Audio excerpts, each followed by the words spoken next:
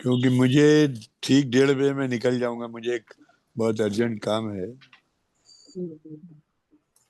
तो सोनी जी शुरू करें? जी जी जी।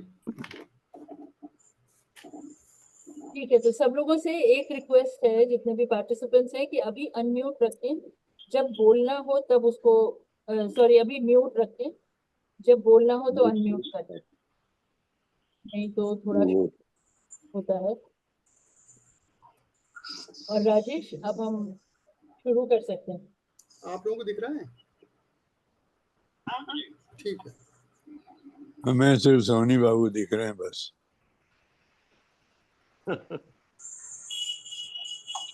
म्यूट करने से। सोनी जी 10 साल से छाए हुए हैं दर्पण लखनऊ में।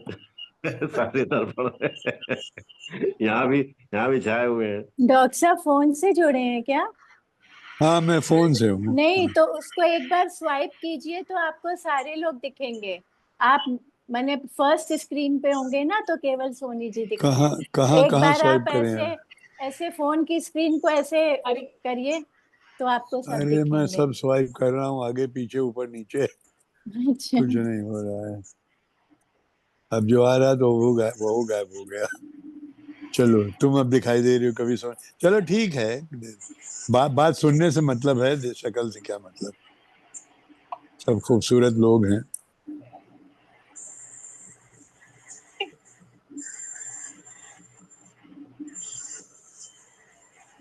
हाँ, शुरू करिए।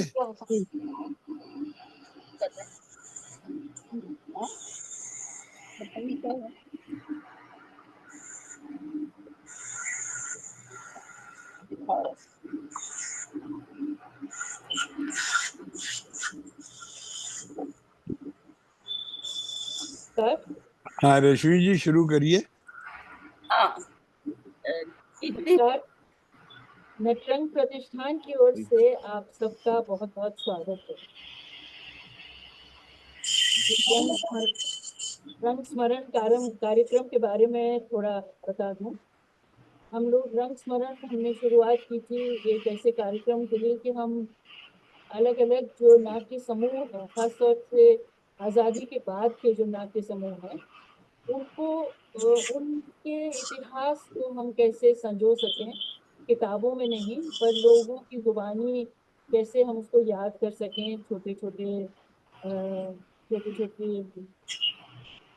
यादों से, छोटी छोटी जो चीजें घटी उनके संग, क्या सोच के वो संस्थाएं बनी, क्या उनके सामने चुनौतियां थी उस दौरान, और इन सब को संजो कर जो बनता है, वो जो लिखा हुआ इतिहास होता है उससे बहुत अलग होता है। तो ये हमने शुरू किया और हम चाहते थे कि पूरे देश की संस्थाओं का ये करें, पर साधनों की कमी के कारण दिल्ली से ही इसकी शुरुआत हुई, जब से हमने करीब 12-13 ग्रुप्स का किया। और फिर ये सोच रहे थे कि कैसे इसको पूरे देश तक फैलाएं, कि इस दौरान कोविड आया और एक तरीका निकला कि हम ऑनलाइन भी किया जा सकता है। तो उसी श्रृंखला में हमने इफ्ता के अलग अलग केंद्रों का किया, और इस तरह कुछ बंगाल के नाट्य दलों का किया। तो ये उसी प्रक्रिया में हमको लगा कि ये बहुत पुरानी संस्थाएं हैं उत्तर प्रदेश और मध्य प्रदेश की, तो हम चाहते हैं कि ये सब लोग इकट्ठे हुए हों और बातचीत करें, जिसमें आपस में तो यादें साझा करेंगे ही, पर हम सबके साथ और जो भी रंगकर्मी हैं, रिसर्चर्स हैं, युवा पीढ़ी है जिनको पता ही नहीं है कि इन बड़ी बड़ी संस्थाओं का क्या योगदान है हमारे इतिहास में, रंगमंच के इतिहास में, वो इसको जाने। ये भी बता दूं कि हमारे अभी तक जितने भी हुए हैं ये रंग स्मरण के कार्यक्रम, वो सब हमारे YouTube चैनल पर है, तो आप देखना चाहें तो जरूर देख सकते हैं। और अब दर्पण के बारे में एक छोटा सा परिचय। दर्पण उत्तर भारत का सबसे पुराना और सक्रिय शौकिया रंगमंच समूह है। इसकी स्थापना 1961 में कानपुर में प्रोफेसर सत्यमूर्ति जी, जिनको मास साहब के नाम से जानते हैं सब लोग, द्वारा की गई। वर्ष 225 में दर्पण अपने संस्थापक का जन्मशती वर्ष भी मना रहा है। दर्पण की लखनऊ इकाई की स्थापना सन 1971 में हुई थी। इसके बाद दर्पण की अन्य इकाइयां दिल्ली, इलाहाबाद, भोपाल, सीतापुर, बरेली, गोरखपुर, वाराणसी आदि जगहों पर स्थापित हुई। लेकिन वर्तमान में दर्पण लखनऊ और गोरखपुर ही सक्रिय है। मातृ संस्था दर्पण कानपुर फिर से क्षेत्र में एक अंतराल के बाद सक्रिय हो रही है। प्रारंभिक वर्षों में दर्पण में बहुत से महत्वपूर्ण निर्देशकों ने इसके संग काम किया। कारण जी ने, एनएसडी के कई स्नातकों ने, रवि वासवानी ने, गुरु देश पांडे, जयप्रकाश सिन्हा, उर्मिल कुमार कपड़ियाल, कुमुद नागर, सूर्यमोहन कुलश्रेष्ठ आदि। और एक बहुत महत्वपूर्ण चीज है कि संस्था ने हमेशा नई प्रतिभाओं को प्रोत्साहित किया, जो आगे चलकर राष्ट्रीय स्तर पर थिएटर, सिनेमा, धारावाहिक और वेब सीरीज में प्रसिद्ध हुई। अब तक लगभग 500 से ज्यादा कलाकार दर्पण से जुड़े रहे। दर्पण लखनऊ ने अब तक 1900 नाट्य प्रस्तुतियां की हैं, जिनमें शास्त्रीय, लोक, सामाजिक, संगीतमय, हास्य, व्यंग्य और प्रयोगात्मक शैलियां शामिल हैं। दर्पण लखनऊ के संस्थापक सदस्य डॉक्टर उर्मिल कुमार खपलिया और इसके महासचिव डॉक्टर अनिल रस्तोगी को केंद्रीय संगीत नाटक अकादमी द्वारा सम्मानित किया गया। दर्पण की सबसे बड़ी उपलब्धि यही रही है कि परंपरा और समकालीनता के बीच संतुलन बनाए रखते हुए रंगमंच को सहयोगी, लोकतांत्रिक और निरंतर सक्रिय बनाया। यही कारण है कि दर्पण आज भी हिंदी रंगमंच की मुख्यधारा में एक सशक्त धारा के रूप में खड़ा है। हमारे पास हमने जो भी समूह था उससे कुछ सामान मांगा था कि कुछ जो भी दे सकें वो हमको हमको फोटोग्राफ्स वगैरह दें। हमको दूसरे केंद्रों से नहीं मिला दर्पण के, पर लखनऊ से मिला है। तो लखनऊ जो कार्यक्रम है उसके बारे में जानकारी है, एक छोटा सा पावर पॉइंट है, वो देखेंगे। उसके बाद मैं सोनी जी को कहूंगी कि वो इस कार्यक्रम का संचालन अपने हाथ में लें, पर पहले हम वो छोटा सा एक पावर पॉइंट प्रेजेंटेशन दें।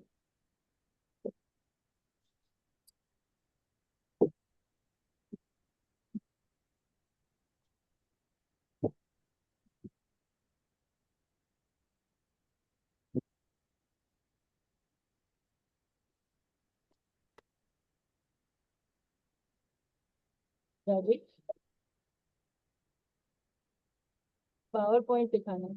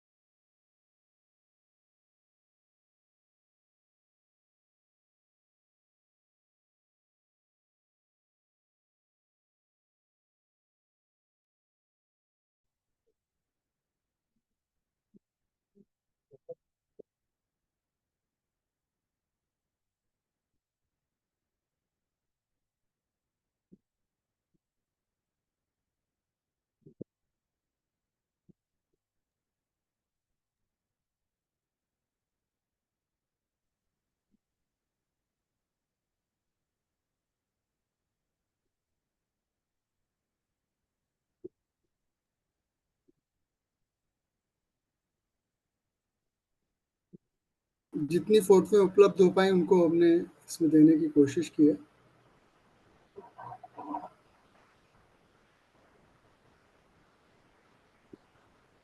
और ये अभी हमारे 2025 के नाटक हैं, 24-25 के। और हमारा नवीनतम नाटक अभी डैडी हुआ है, जो 2 सितंबर को हुआ, उसका दूसरा शो।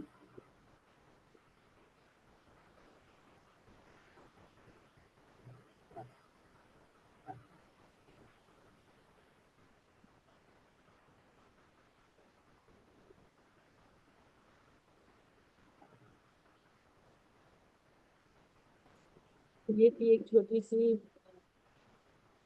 की प्रस्तुति। तो आज के जो मुख्य पैनलिस्ट हैं वो दर्पण लखनऊ से हैं अनिल रस्तोगी जी और शोभना जगदीश जी। कानपुर से हैं अभय द्विवेदी जी और निष्ठा शर्मा जी। गोरखपुर से हैं रविशंकर खरे, गोपाल टंडन जी। और संयोजन करेंगे इस कार्यक्रम का राधेश्याम सोनी जी।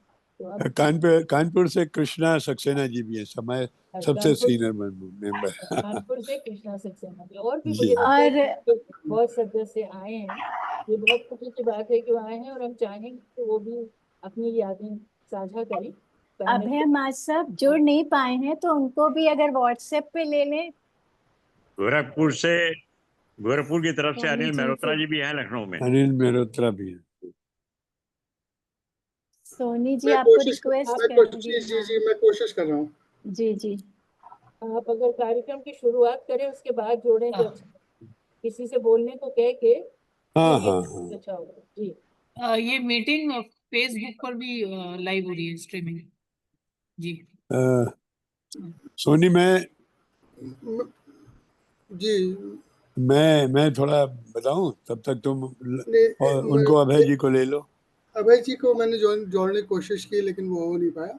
अच्छा। मैं 2 मिनट में आप हाँ हाँ करता हूँ। बहुत धन्यवाद सबको और इस कार्यक्रम में जुड़ने के लिए। हमारे साथ अभी कुछ लोग नहीं जुड़ पाए जो कि फ़ोन पर भी हैं।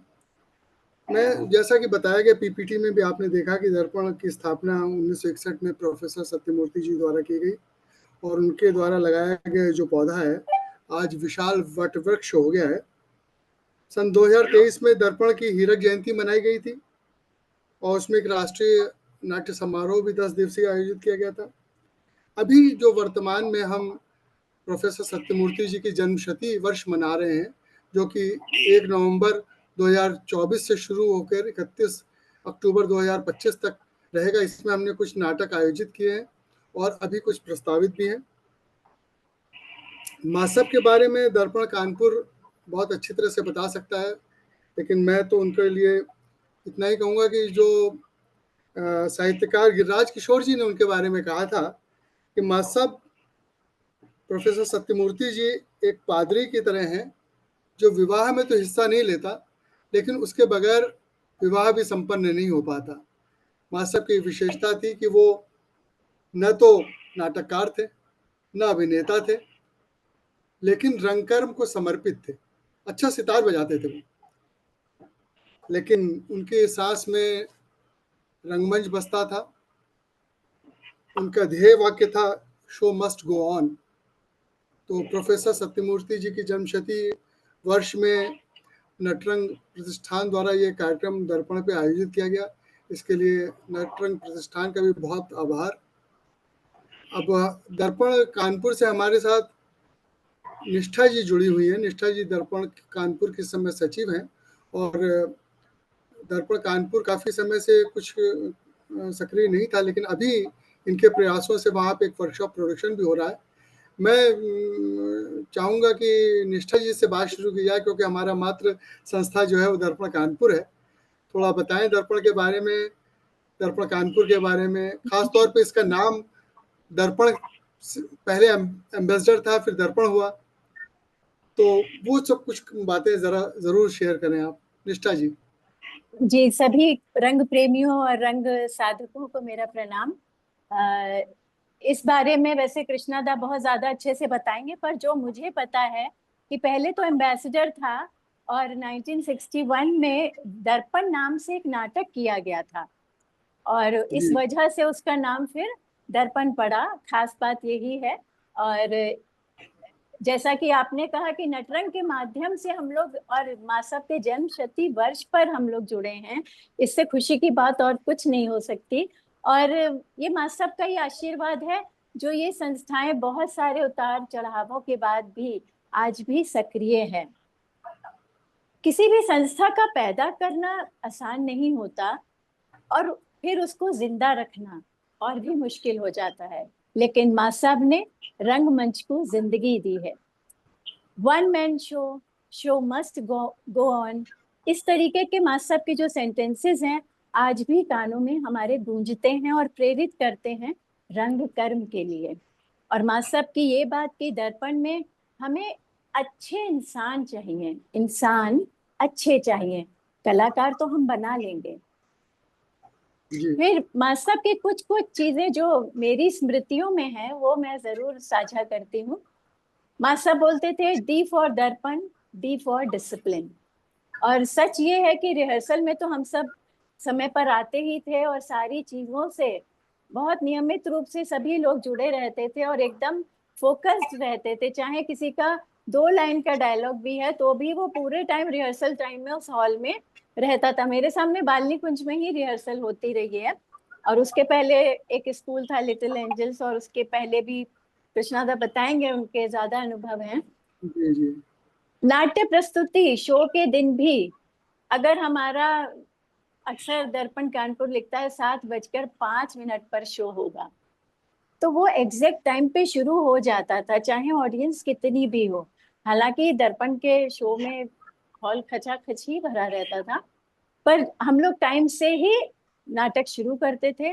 और यहाँ तक कि मध्यांतर भी हो तो 7.5 का मध्यांतर तो वो 7.5 का ही होता था। तो ये एक डिसिप्लिन की बहुत सारी चीजें उसका एक अंश है। साथ में हम लोग तो खैर सभी दर्पण के ही हैं। हम लोग सब जानते हैं कि हमारा theatre group amateur theatre group है, लेकिन मासव ने इसमें प्रोफेशनलिज्म पैदा किया। जो प्रोफेशनलिज्म थिएटर की क्वालिटीज, सीरियसनेस प्रोफेशनल थिएटर में होता है वो दर्पण में दिखाई दी। और इसका एक पहलू बस साझा करना चाहूंगी जो मेरा खुद का भी अनुभव है। 1981 में 1981 में पृथ्वी थिएटर में बॉम्बे में लगातार दर्पण कानपुर के 3 प्लेज थे, हम लोग के 3 शोज थे और नाटक के बाद एक्टर्स का पूरी टीम का कोई परिचय नहीं होना था, कोई इंट्रोडक्शन नहीं होना था। लेकिन बात ये आई प्रस्तुति देखने के बाद लोगों को संशय हुआ और ये कहा गया कि क्या दर्पण में प्रोफेशनल एक्टर्स एक्ट कर रहे हैं। और इस बात को लेके सभी का इंट्रो कराया गया। मैं तो बहुत ही छोटी थी, 1981 मतलब मैं 10th वगैरह में थी। तो ऐसे सभी का, बहुत सारे लोग ऐसे थे तो परिचय कराया गया कि ये इस क्लास में पढ़ रही हैं, ये एडवोकेट हैं, ये बैंक में सर्विस कर रहे हैं, ये गवर्नमेंट जॉब में हैं। तो इस तरीके की चीजों को देखकर वहाँ सभी लोग मतलब पृथ्वी थिएटर से जुड़े आप लोग सभी जानते हैं, सबका नाम नहीं इंगित कर रही हूँ, पर सभी अवाक थे, एकदम सरप्राइज्ड थे। जी। इसके अलावा दर्पण, सभी दर्पण की बात है और कानपुर दर्पण क्योंकि मेरा अनुभव है, हमेशा एक नई शैली, नई विधा, नई सोच के साथ नाटक किए गए। स्वाभाविक है सोच मासव, सत्यमूर्ति मासव की ही थी।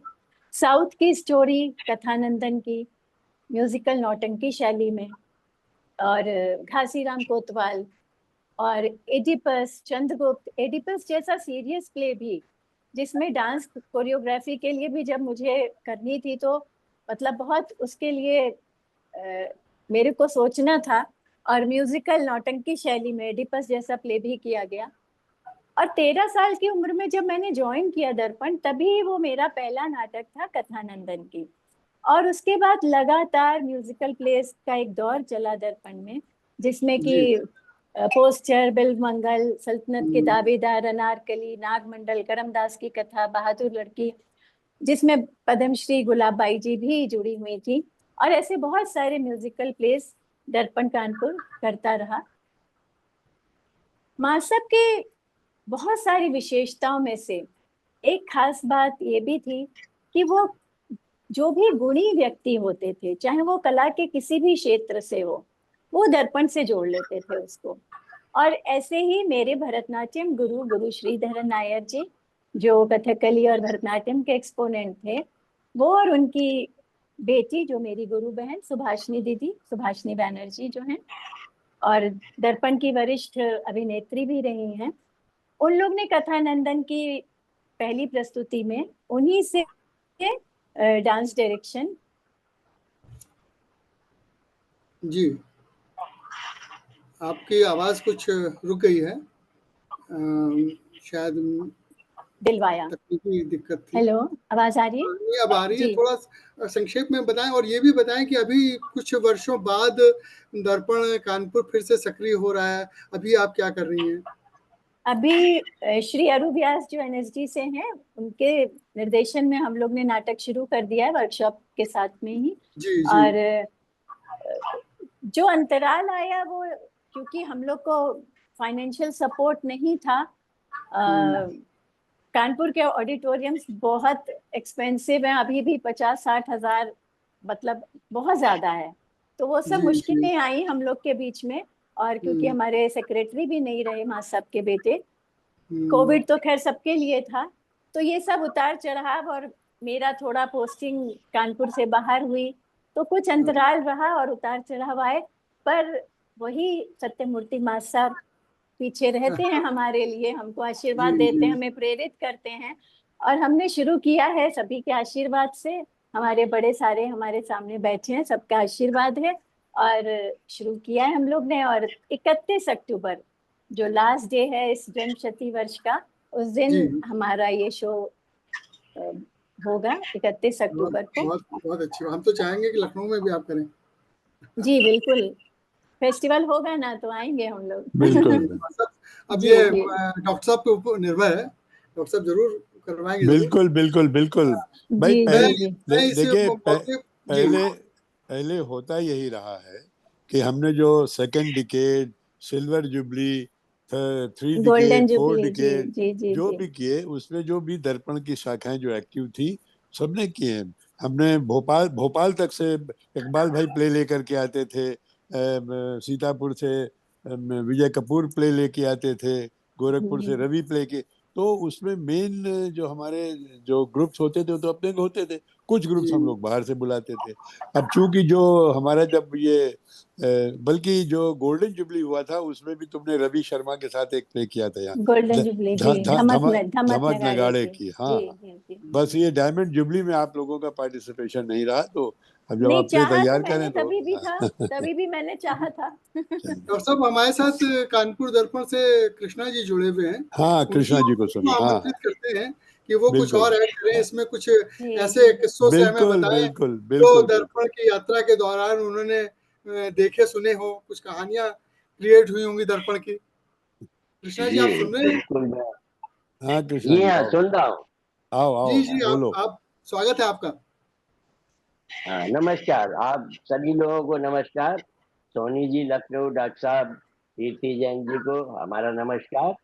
जैसा कि निष्ठा ने अभी आप लोगों ने बताया कि 15 जनवरी 1961 को दर्पण संस्था की स्थापना की, उस समय मेरी उम्र 22 साल की थी जब मैंने दर्पण ज्वाइन किया था। और बड़ी मेहनत और लगन के साथ माँ साहब उस कार्य को पूरा करते थे। हम शुरू में बैक स्टेज, माँ साहब बैक स्टेज के लिए बहुत प्रोत्साहित करते थे कि जो बैक स्टेज का काम संभाल लेगा वो आगे चलकर बहुत अच्छा हो सकता है। तो उनकी ये सीख हमको, क्योंकि हमारे सभी लोग 1961 के बाद फिर हम लोगों ने दर्पण कानपुर ने MK रैना के उसमें वर्कशॉप में कंठ विश्वाई किया। उसके बाद प्रजाई रहने दो 1975 में जो आदरणीय स्वर्गीय श्री गिरिराज किशोर द्वारा लिखित था, बंसी कौल के निर्देशन में किया। बंसी कौल जी के निर्देशन में अभिषेक यक्ष किया। फिर उसके बाद एक और द्रोणाचार्य सुशील कुमार के साथ किया। फिर जब ये हुआ कि हम अपने उत्तर प्रदेश की जो हमारी विधा है नौटंकी, उसको हम नाटक के जरिए कैसे दिखाएं जो स्वच्छ और साफ हो। तो लखनऊ में उर्मिल कुमार सत्याल जी ने पहले इसकी शुरुआत की, फिर हम लोगों ने एक कथा नंदन की, जो कि त्रिपाठी शर्मा जी ने डायरेक्ट किया था। उसके बाद म्यूजिकल शो का दौर आया तो विल्वा मंगल रवि शर्मा ने, विल्वा मंगल की एक मैं कहानी आपको बता दूं माँ साहब के ही लिए। उस जरूर समय माँ जरूर। साहब को अटैक पड़ा था हल्का, और वो कानपुर कोर्लॉजी में भर्ती थे। और उसी दिन जब वो भर्ती थे उसके 3 दिन बाद हम लोगों का प्ले था बिलमंगल। हम लोग भी बहुत उदास थे कि ये पहला प्ले है जो हम लोग माँ साहब की एब्सेंट में कर रहे हैं। हम लोग बड़े मन उदास से उस बिलवा मंगल का शो लाजपत भवन में कर रहे थे। थोड़ी देर बाद हम लोगों ने मन से ही रोल करते देखा कि माँ साहब एक चादर ओढ़े हुए और दूसरी पंक्ति में चुपचाप बैठे हुए दंग रह गए। लेकिन उसके थोड़ी देर बाद हॉल में हुड़दंग मच गया कि कार्डियोलॉजी से एम्बुलेंस पे 2 डॉक्टर और 4 वो लेते हुए वो पीछे भागते हुए हॉल में घुस आए। और माता को जबरदस्ती तब उन लोगों ने बताया कि ये चुपचाप वार्ड से चुपचाप छुप के कब निकल आए हम लोगों को पता ही नहीं। तो ये कहने का तात्पर्य है कि वो इतना नाटक के प्रति थे, जैसा कि पहले संस्थान ने कहा कि वो नाटककार नहीं थे, सितार बहुत अच्छा बजाते थे। उसके बाद हम लोग बहुत प्ले किए, कोमल गांधार किया रवि शर्मा के निर्देशन में, पोस्टर किया रवि शर्मा के निर्देशन में, महानिर्माण किया अखिलेश खन्ना के निर्देशन में, चंद्रगुप्त सतीश आनंद के निर्देशन में किया, घासीराम कोतवाल लोपी वर्मा जी के, आखिर रंजीत कपूर के निर्देशन में कानपुर दर्पण ने 3 प्ले किए लगातार, चांदी का जूता, एक घोड़ा 6 सवार और जनपद केस। और लास्ट में एडिपस किया सूर्यमोहन कुलश्रेष्ठ के निर्देशन में। उसके बाद जब हमारी जयंती मनाई गई लखनऊ में तो उस समय रवि शर्मा के निर्देशन में दमक नगाड़े की थी। माँ साहब के बारे में संक्षिप्त में बहुत से लोग हैं। एक मैं आपको और बता दूं कि उनके नाम से डंका था एक विवादित व्यक्ति। ये हाँ, तो मैंने एक लेख लिखा था, वो शायद वो लखनऊ वो नटरंग में वो छापे थे उन्होंने, वर्मा जी थे कानपुर से। तो मैंने उनके बारे में विवादित व्यक्ति को क्यों थे लोग उसको समझ नहीं पाए। माँ साहब के अंदर एक जुनून था कि कानपुर का रंगमंच दूसरे शहरों की तरह, दूसरे बड़े बड़े शहरों की तरह बढ़े, लेकिन बढ़ेगा तभी कि जब खाली दर्पण के अलावा और भी संस्थाएं खोली जाएं, तभी बढ़ सकता है। खाली एक संस्था पूरे रंगमंच को नहीं। तो उनके दिमाग की सोच ये थी कि वो देखते थे कि दर्पण के अंदर कौन सा शख्स ऐसा है जो यहाँ से जाने के बाद संस्था खोलने की क्षमता रखता है। तो उनके अंदर एक थी कि माँ साहब उस व्यक्ति को मतलब प्रोत्साहित ना करके नकारते चले जाते थे, नकारते चले जाते थे। उससे ये होता था कि वो व्यक्ति गुस्सा होकर चला जाता तो एक दूसरी संस्था खोलता था। हाँ, तो इस लोगों ने इस रूप को गलत समझा, लेकिन मैंने एक लेख लिखा था उनके बारे में। ये सोच थी उनके अंदर की जो वो किसी को बता नहीं सकते थे। तो ऐसे ऐसे हमारे दर्पण से निकल के लोगों ने संस्थाएं खोली और कानपुर का रंग मंच आगे बढ़ता गया, सिर्फ माँ साहब की सोच से। ये आप तो सही कह रहे हैं साहब। जी जी जी। तो वो विवादित व्यक्ति जरूर थे, लेकिन विवादित व्यक्ति पॉजिटिव में थे। पॉजिटिव में ये लोगों को नहीं मैंने लिखा था, क्योंकि अब निष्ठा जी के बहुत अथक प्रयत्न है। देखिए, एक संस्था एक लीडर से चलती है, और लीडर अब हम तो समझ लीजिए सन 22 साल की उम्र थी, आज मेरी 87वीं चल रही है। तो किन्हीं कारणों से दर्पण लास्ट प्ले हम लोगों ने किया था लखनऊ में, 2010 के बाद एक और प्ले किया था। उसके बाद से जैसा निष्ठा जी ने बताया कि हमारे सचिव की भी डेथ हो गई, निष्ठा का ट्रांसफर हो गया, लोग बुजुर्ग होते चले गए उनकी, और दूसरे ऑडिटोरियम इतने महंगे 50-55, आप करिए लाजपत का 45,000, और मेडिकल कॉलेज हॉल वहाँ यूनिवर्सिटी में बना उसका 55,000। तो इसकी वजह से फिर हम लोगों ने निष्ठा जी के प्रयत्न से कृष्णादा की बड़ा बात हौसला अफजाई करी। हाँ, कृष्णादा की बात में और कुछ ऐड करना चाहूंगी कि जी एक तो राकेश भाई, पीर भाई, मतलब जो हमारे बहुत हाँ, सम्माननीय प्रतिष्ठित दर्पण की प्रतिष्ठा थे, वो सब नहीं रहे, हाँ, तो बड़ा एक ड्रॉबैक हाँ, आया लोग भी ले हमारे रहे साथ हैं। में। हाँ, तो हाँ, और तो साथ उसकी में वजह ये से भी अथक कृष्णादा, आप वो भी बात कहिए, हाँ, माँ साहब कितने सामाजिक थे, रंगमंच ऊपर आए, उसके लिए किन किन लोगों को सपोर्ट करते थे। कृष्णादा से मेरी बात हुई थी नेमी चैन हाँ, जैन जी के लिए, क्योंकि कीर्ति जैन जी भी हाँ, हैं, हाँ, तो देखिए कृष्णादा बताएंगे जी। नेमी चेन जी उन्होंने जैन, कृष्णा भाई हाँ जी, उन्होंने अलकाजी साहब को और सुरेश अवस्थी जी को ही बुलाया था, हाँ, हाँ, क्योंकि जो हाँ, हाँ, जो हाँ नया जी, नया एनएसडी खुला था, है ना। हाँ, तब हाँ, अब वो कानपुर आए थे, और अलकाजी मुझे, साहब भी आए थे, सुरेश अवस्थी जी हाँ भी आए हाँ, देखिए उन्होंने सितार वादक हमारे रविशंकर जी को कानपुर 2 बार बुलाया। तो वो ऐसा नहीं रंगमंच से ही जुड़े थे, जी बाकी विधाओं से भी जुड़े थे। और देखिए जब उनके अंदर ऐसी विधा थी कि जब नेवी चंद जैन जी जब वो उसका इलेक्शन होता था, वो कौन सी थी, रंग भारती थी उस समय, क्या था, दिल्ली से, तो उसके इलेक्शन होते थे तो वो बाकायदा पूरी टीम को लेके जाते थे कि 20 कि हम ज्यादा से ज्यादा वोटों से उनको जिताएं। हाँ, तो मुझे ये याद उनके है अंदर थी।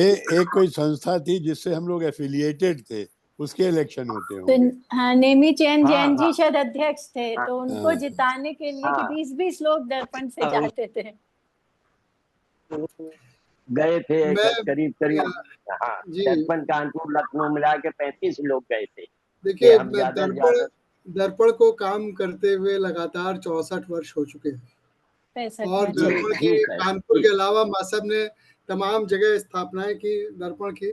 और हाँ जी, दर्पण के हाँ, मासब के शिष्य जहां जहां गए, समझिए उन्होंने वहां हाँ, वहां एक हाँ, दर्पण की उन्होंने खोला, स्थापना करने की कोशिश जी की। जी, जी, जैसे कि जी, जी, लखनऊ में हाँ, ये स्वदेश बंधु जी आए कानपुर से। जी हाँ, मासब सुरेश बंधु जब वो जी, पढ़े हुए थे सुरेश डीएवी कॉलेज, बंधु, उन्होंने आए और हाँ, मजहब के सहयोग से उन्होंने दर्पण लखनऊ की में स्थापना की। उसके हाँ, संस्थापकों में से, लखनऊ दर्पण के संस्थापकों में से हाँ, माया गोविंद जी हाँ, थी, सुरेश बंधु, जो प्रख्यात हाँ, गीतकार रही फिल्मी दुनिया की।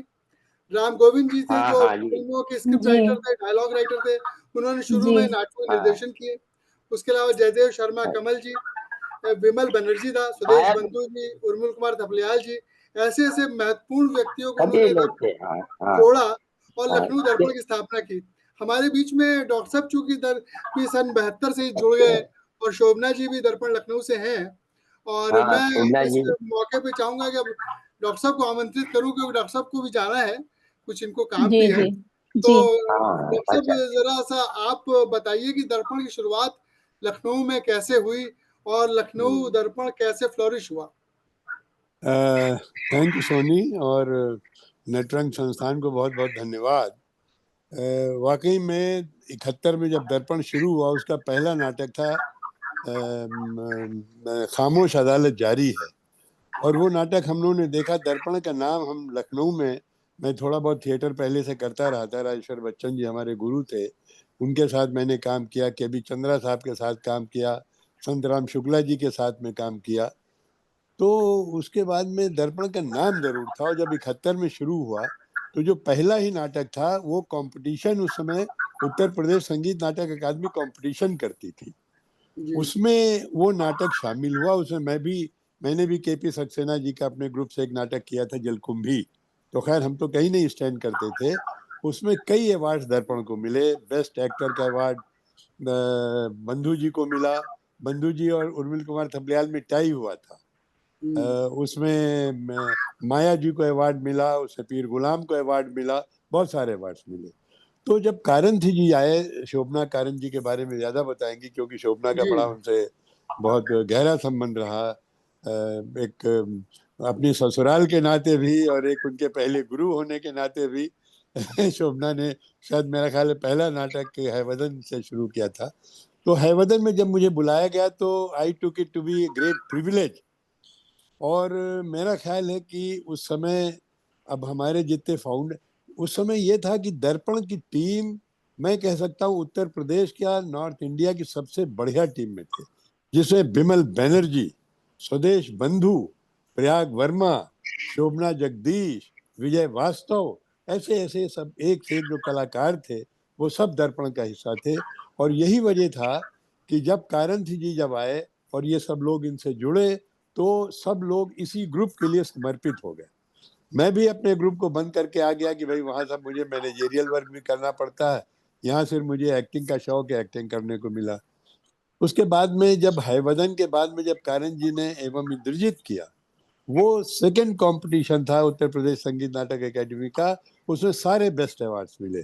Best actor Vimal Banerjee, best actress Shobhana Jagdish, best lighting Pir Ghulam, best direction बीबी कायरन। यू सी, उसके बाद में फिर एक कंपटीशन हुआ जब हमने सूर्य की अंतिम किरण से पहली किरण किया था, उसमें भी तमाम बेस्ट जो थे सब सारे के सारे दर्पण को मिले।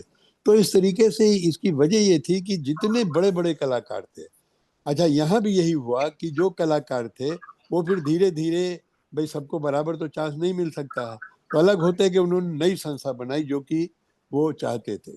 शुरू में हमारे फाइनेंसर्स जो थे वो सत्यमूर्ति जी सपोर्ट करते थे। मुझे याद है 1974 में जब मैं दर्पण का ट्रेजरर बनाया गया, मेरे पास एक पैसा नहीं था बैंक में, ना बैंक में था ना कैश में था। I started with zero balance. और हमने बहुत बड़ा प्रोडक्शन किया था अबू हसन का, जिसमें थपलियाल जी ने और कुमकुमधर उससे आकर के जुड़ी थी, जो इस समय इंटरनेशनल फिल्म की नृत्यांगना है और हमारी कथक केंद्र की चेयरपर्सन है। वो उससे जुड़ी, उनकी बड़ी बहन संतोष पहले से जुड़ी हुई थी, स्टील फ्रेम नाटक से जुड़ी हुई थी। तो इस तरीके से लोग जुड़ते गए। और दर्पण में जुड़ने के बाद में फिर मेरे लिए इट प्रूव टू बी ए बून, मतलब मेरे लिए it was never looking back. दर्पण में आकर के मैं 1.5 साल के लिए जर्मनी गया था जर्मन स्कॉलरशिप पे, वो जरूर मेरा एक लीन पीरियड रहा, लेकिन वहां से आते ही फिर मैं दर्पण के काम में जुट गया। तो मेरा कुछ लगन देख करके सत्यमूर्ति जी ने फिर मुझे 1978 में सेक्रेटरी बना दिया, जो आप लोग जानते हैं। मैं 2016 तक मैं 38 साल सेक्रेटरी रहा, फिर मेरा कार्यभार सब सोनी ने संभाला। तो उस बीच में हुआ ये कि हमारी संस्था रजिस्टर्ड नहीं थी और हमारे फाइनेंसेस मासअप देते थे। तो उस जमाने में मैं एक टेप रिकॉर्डर लाया था सोनी का जर्मनी से, जिसमें सन 74 मैंने 5,000 रुपये ड्यूटी दी थी, और एक साबा का कैसेट रिकॉर्डर लाया जो मीटर्ड कैसेट रिकॉर्डर था, क्योंकि मीटर से आप क्यूइंग अच्छी कर सकते हैं।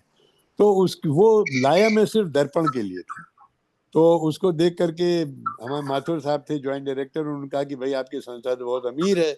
और हमने कहा नहीं साहब ये पर्सनल है, आप कुछ ग्रांट। तो उन्होंने कहा आप आइए ग्रांट लीजिए। तो ग्रांट के लिए संस्था का रजिस्ट्रेशन जरूरी था, तो मैंने संस्था का फिर आगे बढ़ के रजिस्ट्रेशन कराया। उस समय मासम मुझसे थोड़ा नाराज भी हुए कि अच्छा अब तुम इंडिपेंडेंटली काम करना चाहते हो, मेरे अंदर नहीं काम करना चाहते हो। मैंने कहा नहीं मासम ये बात नहीं है, अगर हमारी संस्था भी रजिस्टर्ड हो जाएगी तो हमें ग्रांट अलग अलग मिलेगी। दर्पण लखनऊ को अलग ग्रांट मिलेगी, दर्पण कानपुर को अलग ग्रांट मिलेगी। उससे जो आप हमें सपोर्ट करते हैं, हम थोड़ा इंडिपेंडेंट होकर के हम और ज्यादा नाटक कर सकते हैं। बाद में फिर उनको ये चीज स्ट्राइक की, और फिर खैर उनका तो पूरा सपोर्ट रहा ही, उनके बगैर तो कुछ हो ही नहीं सकता था। तो और मैं अपने लिए मैं कहना चाहूँगा कि whatever I could achieve little bit in theatre और in electronic media, this is all because of Darpan. Darpan से जो मेरी शुरुआत हुई, दर्पण में मैं यहूदी की लड़की का शो कर रहा था। मुझे कविता चौधरी के भाई ने अप्रोच किया कि आप हमारे सीरियल में उड़ान में रोल करेंगे, यहूदी की लड़की देख करके। इसी तरीके से जब मैं नाटक कर रहा था, तभी यहाँ पर अलोपी ने मेरा नाटक देखा। अलोपी मुझे फिल्म के लिए बुलाने आए, सुधीर मिश्रा की फिल्म जो बनी थी वो मंजिल तो नहीं, जो मेरी पहली फिल्म थी। तो इस तरीके से दर्पण में, लेकिन सबसे अच्छी बात ये रही कि लीन पीरियड भले ही हुआ हो कि हमने साल में, हम शुरू में तो 3-4 नाटक हर साल करते थे, मैं भी पूरा डेटा देख रहा था, 2-2, 3-3, 4-4 नाटक होते, जी तो 3-3, 4-4 नाटक होते थे। इधर ये जरूर हुआ है कि हमारा एक एक नाटक हुआ है साल में, लेकिन संस्था रेगुलर चलती रही है, उन नाटकों के कई कई प्रदर्शन हुए। जैसे इधर हमारे यहाँ सबसे बड़ा जो कंट्रीब्यूशन दर्पण को प्रमोट करने में रहा, वो मासाब तो थे ही, वो रहा उर्मिल कुमार थपलियाल का। मैं अभी देख रहा था कि उर्मिल कुमार थपलियाल ने हमारे दर्पण के जो 142 नाटक हुए हैं, शोज तो बहुत ज्यादा हुए हैं, उसमें 48 नाटक हमने उर्मिल के डायरेक्शन में काम किया। जी हमारे साथ 80 राइटर्स जुड़े हैं और 46 डायरेक्टर्स जुड़े हैं। 46 directors have work with us, जिसमें सबसे ज्यादा काम जो है 48 नाटक हमने उर्मिल कुमार थपलियाल के साथ में किए हैं। और सबसे ज्यादा मैंने इंडिपेंडेंट में मेरे अब तक 99 नाटक हो गए। अभी जो सूर्यमोहन के साथ मेरा नाटक था डैडी, ये मेरा 99 शो था, लेकिन मुझे बड़ा फक्र है कि मेरे सबसे ज्यादा नाटक जो हुए वो मेरे थपलियाल जी के साथ में हुए। बाकी कायरन जी के साथ भी हुए, रंजीत के साथ भी हुए, बंसी के साथ भी हुए। और इस तरीके से दर्पण में जो जो डायरेक्टर नेशनल, मासब की जो सबसे बड़ी जो क्वालिटी थी वो ये थी कि वो चाहते थे कि दर्पण का थिएटर एक नेशनल लेवल का थिएटर बने। इसीलिए चूंकि 1-2 साल पहले नेशनल स्कूल ऑफ ड्रामा की स्थापना हुई थी, उन्होंने कोशिश की कि नेशनल स्कूल ऑफ ड्रामा के जो पास आउट्स हैं उनको ला करके नाटक किए जाए यहाँ। तो कानपुर के लिए जैसा निष्ठा ने और कृष्णा जी ने बताया कि एम के रैना वगैरह आए, लखनऊ के लिए बीवी कारन जी आए, बंसी कौल आए, श्यामा जैन जी आई, रंजीत कपूर आए, अलोपी वर्मा आए, अजय कार्तिक आए, विकास गौतम ने किया, और अभी शुभदीप राहा अभी लास्ट हाल में जो है वो शुभदीप राहा ने हमारे साथ किया। जी और जैसा सोनी ने बताया कि दर्पण के लिए विशेषकर नाटक लिखे राइटर्स ने, मुझे याद है जब अबू हसन की रिहर्सल हो रही थी, अबू हसन की रिहर्सल में मुद्रा जी नए नए दिल्ली से शिफ्ट हुए थे लखनऊ, उनका थपलियाल जी से कुछ अगाध प्रेम था, तो हमारी रिहर्सल में आते थे। तो हमने उनको ऑफर किया कि मुद्रा जी आप एक प्ले क्यों नहीं करते हैं, तो उन्होंने हमारे साथ लुकछिप जाना प्ले किया। और अबू हसन की रिहर्सल के दौरान वो कुमकुम से इतने ज्यादा प्रभावित थे, तो कुमकुम ने एक दिन कहा कि अगर आप इतने प्रभावित हो तो मेरे लिए एक नाटक आप क्यों नहीं लिखते हैं। तो उन्होंने खास कुमकुम को निगाह में रख करके उन्होंने नाटक गुफाएं लिखा। जी और ये नाटक गुफाएं उन्होंने और विमल ने किया, बाद में भी कुमकुम ने और पीडी भाई ने किया, जिसमें एक एक एक्टर 5-5 रोल करता था। उसके बाद में जो सबसे बड़ा जो दर्पण का कंट्रीब्यूशन रहा वो था नाटक हरिश्चंद्र की लड़ाई। वैसे तो पंछी जा पंछिया नाटक जो फिल्म गरम मसाला आई थी वो लोग तो नहीं एक्नॉलेज करते हैं, लेकिन दीनानाथ जी के डायरेक्शन में हुआ था, उसके हमने 400 से ज्यादा शो किए।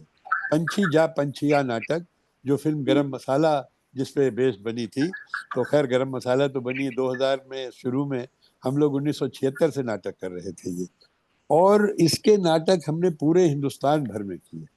और ये सबसे ज्यादा इसकी ये हालत थी कि मैं आपको बताना चाहूंगा कि जब हम बम्बई करने गए 1982 में, तो हमने वहां पर 2 दिन का जो फेस्टिवल किया, उसमें एक पंछी जा पंछिया था और एक अजय कार्तिक का एब्स्ट्रैक्ट नाटक था जो अराबाल, फ्रेंच राइटर अराबाल का लिखा हुआ था, जो नोबेल लॉरेट रहे हैं, फेंडो और लिस। वो एक एब्स्ट्रैक्ट नाटक था।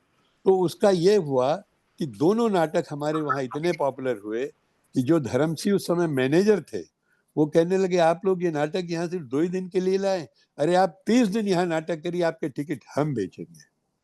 उसके बाद में हम लोगों ने स्पॉन्सर्ड शोज भी किए।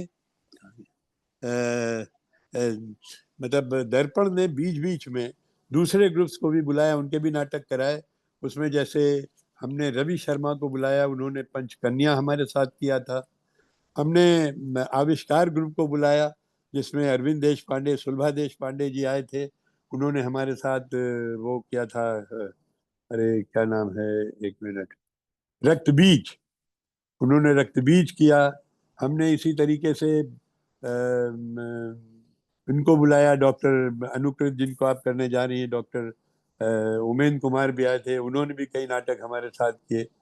और एनएसडी के अलावा हमने जो बीएनए जो यहाँ बना था, तो बीएनए के जो स्टाफ के लोग थे या जो अच्छे स्टूडेंट्स थे, उनको को भी हमने डायरेक्शन के लिए इनवाइट किया, जिसमें चित्रा मोहन ने भी, चंद्र मोहन ने, जुगल किशोर ने, अरुण त्रिवेदी ने, पीयूष वर्मा ने भी हमारे साथ वर्कशॉप की, और सूर्यमोहन कुलश्रेष्ठ ने।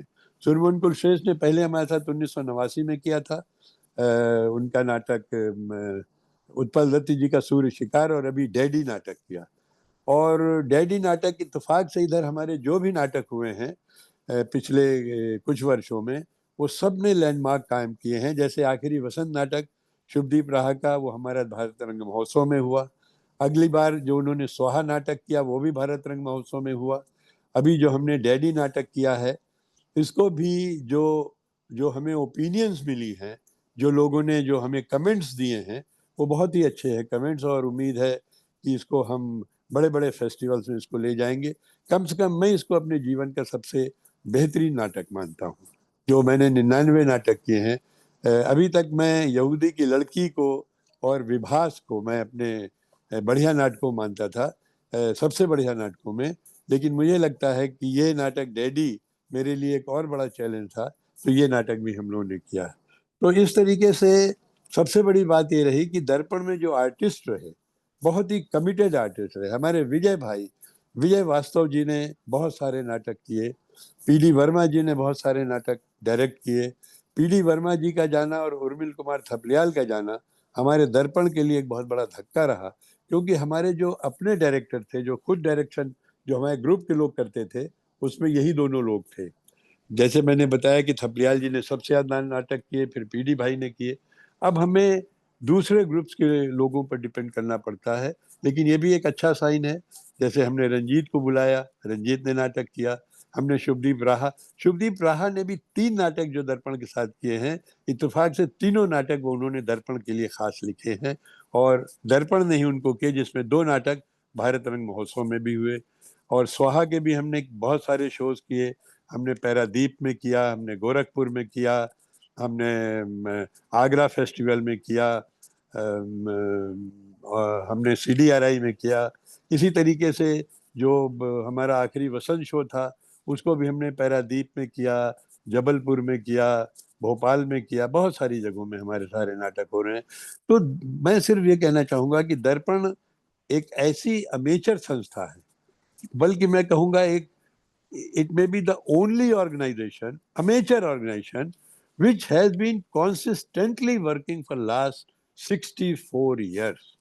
मुझे नहीं लगता है कि कोई भी संस्था हमारे देश में ऐसी है जो कि 64 साल से निरंतर काम कर रही हो।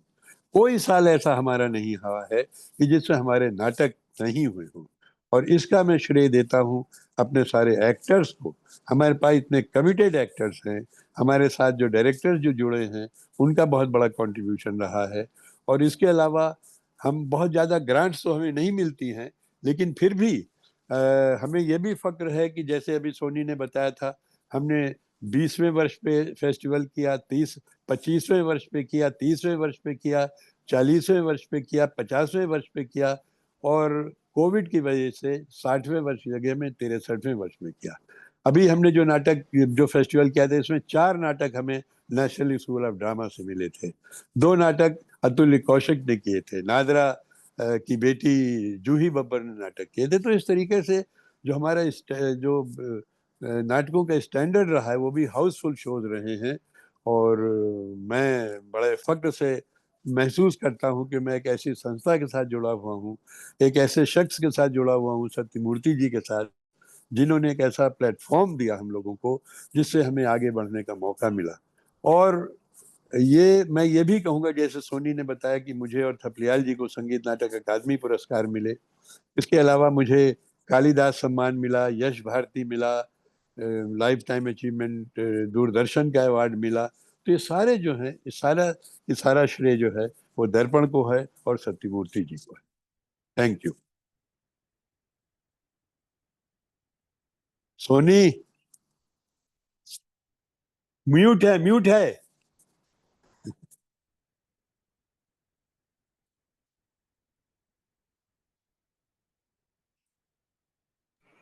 मैं बहुत धन्यवाद डॉक्टर साहब।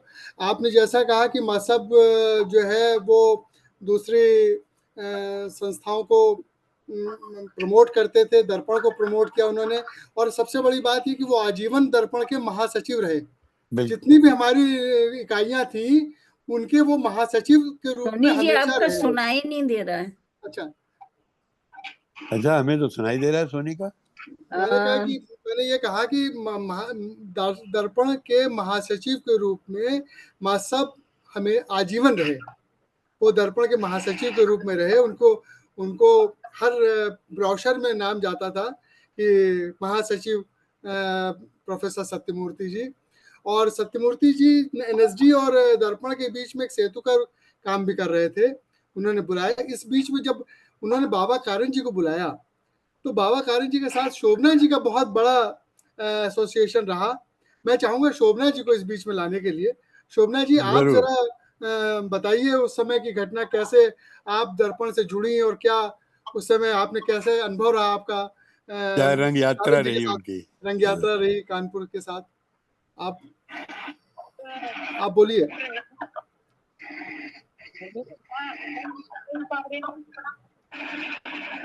शोभना जी इस समय टीवी मोबाइल के थ्रू आपको एड्रेस कर रही है सबको। क्या मुझे सुन पा रहे हैं? क्या आगे बढ़ा जाए? सुन रहे हैं आप लोग? जी जी जी हाँ, सुन रहे हैं आपको। जी, सुन पा रहे। नाम और वो जूम लिंक पता नहीं क्यों पर थ्रू नहीं हुआ। मैं थोड़ी आशंकित हूँ कि पता नहीं दृश्य श्रव्य माध्यम में भी मैं केवल श्रव्य रहूंगी या दृश्य रहूंगी, मुझे पता नहीं। लेकिन सबको बहुत बहुत प्रणाम।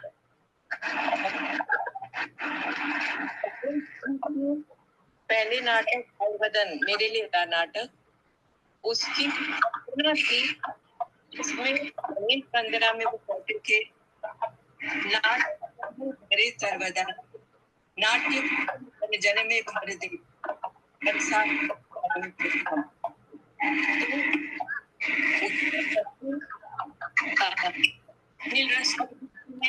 दर्पण में जो चेहरा देखा और दिखाया वो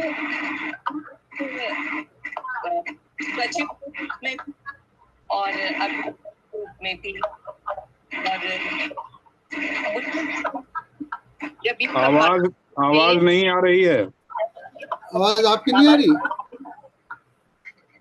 तो फिर कभी देखेंगे आवाज नहीं जा रही है। किसी को नहीं आवाज आ रही? कट कट के आ रही है काफी। कट कट के आ रही है, मुश्किल हो जाएगा। वो that doesn't make it fair. यहाँ पे आवाज आ रही है, जोड़ दीजिए। अच्छा, बिल्कुल क्लियर नहीं सुनाई पड़ रहा। हाँ, पूरी बात समझ में नहीं आ रही है। अच्छा, पूरी बात समझ में नहीं आ रही है जी। तो बात नहीं बनेगी, हम आवाज समझ पा रही हूँ वहाँ। अच्छा, मैं आपको जितने शोभना जी से हमारी पूर्व बात हुई उसके मुताबिक बता देता हूँ कि जो हैवदन के साथ आप जुड़ी थी और कारण जी के साथ जो उसके गीत थे उसमें लिखने में आपने बताया था कि शायद सर्वेश्वर दयाल सक्सेना जी और ये कुंवर नारायण जी, इन्होंने मिलकर के हिंदी के गीत लिखे थे उसके। और कारण जी अपनी ओरिजिनल हिंदी की स्क्रिप्ट लाए थे। उन्होंने एमए बनारस यूनिवर्सिटी से किया था हिंदी, लेकिन वो अपनी हिंदी स्क्रिप्ट अपनी ओरिजिनल लाए थे। हालांकि वो शायद नटरंग में छप चुकी थी तब तक, लेकिन उन्होंने जो रिहर्सल कराई थी वो अपनी हस्तलिखित स्क्रिप्ट से कराई थी। और किसी गीतकार का नाटक के साथ जुड़ना ये भी एक बड़ा सुखद आश्चर्य था उस समय का, कि जब सर्वेश्वर दयाल सक्सेना जी और लखनऊ के कुंवर नारायण जी उस नाटक के दौरान गीतों को लिखने में कारण जी के साथ जुड़े और एक बहुत बड़ा प्रयास हुआ वो लखनऊ दर्पण के साथ कारण जी का। और बल्कि ये दर्पण की जो नींव मजबूत हुई वो उन्हीं नाटकों से हुई जो उस समय एनएसडी के द्वारा निर्देशित स्नातकों द्वारा दर्पण लखनऊ में काम किया गया। और शोभना जी उस समय का हिस्सा रही और बाद में इन्होंने जो है कुछ समय के अंतराल के बाद हरिश्चंद्र की लड़ाई से दोबारा शुरू किया। एक बहुत लंबे अरसे के बाद हरिश्चंद्र की लड़ाई जो है उर्मिल कुमार थपलियाल जी के निर्देशन में नाटक हुआ और वो नाटक जी हाँ, मुझे सुन पा रहे हैं ना आप लोग? हाँ हाँ बिल्कुल। जी जी मैं आपकी बात को खाली रिपीट कर पा रहा हूँ, खाली आप कुछ अगर आप रिपीट भी कर देंगे हाँ तो आप बताइए, मैं बोल दूंगा। नहीं, लेकिन मुझे तो शोभना की आवाज सुनाई दे रही है। अच्छा, कुछ को आवाज आ रही है, आप बताइए जरा, कुछ बोलिए, थोड़ा मुझे बोलिए। शोभना की आवाज सुनाई दे रही, मुझे सुनाई दे रही। जी बोलिए शोभना जी, बोलो बोलिए आप। ठीक नहीं तो फिर के बाद एवं इंद्रजीत के लिए पुनः कारण जी आए हाँ। और वो इस चीज के लिए थे कि वो अपनी कहानी रिपीट नहीं करते थे। अगर एक नाटक में किसी एक को ले लिया तो दूसरे को नहीं, लेकिन मेरा सौभाग्य कि इसमें भी मुझे काम करने का मौका मिला और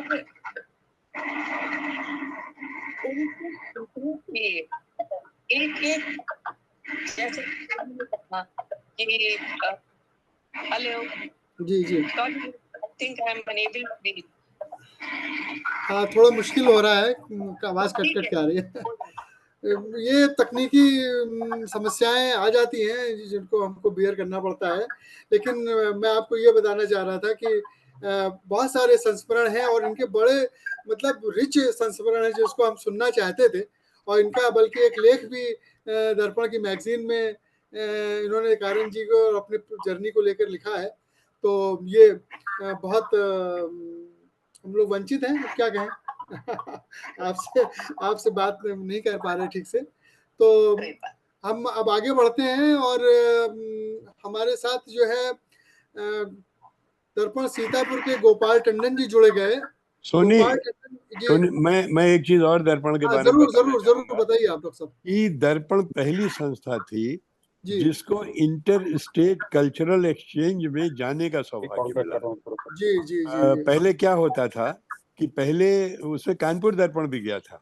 जी शुरुआत हमसे हुई थी लखनऊ दर्पण से, फिर उसे कानपुर दर्पण भी गया। तो पहले क्या था कि ड्रामा ट्रुप और म्यूजिक ग्रुप जो थे वो इंटर स्टेट कल्चरल एक्सचेंज में जाते थे।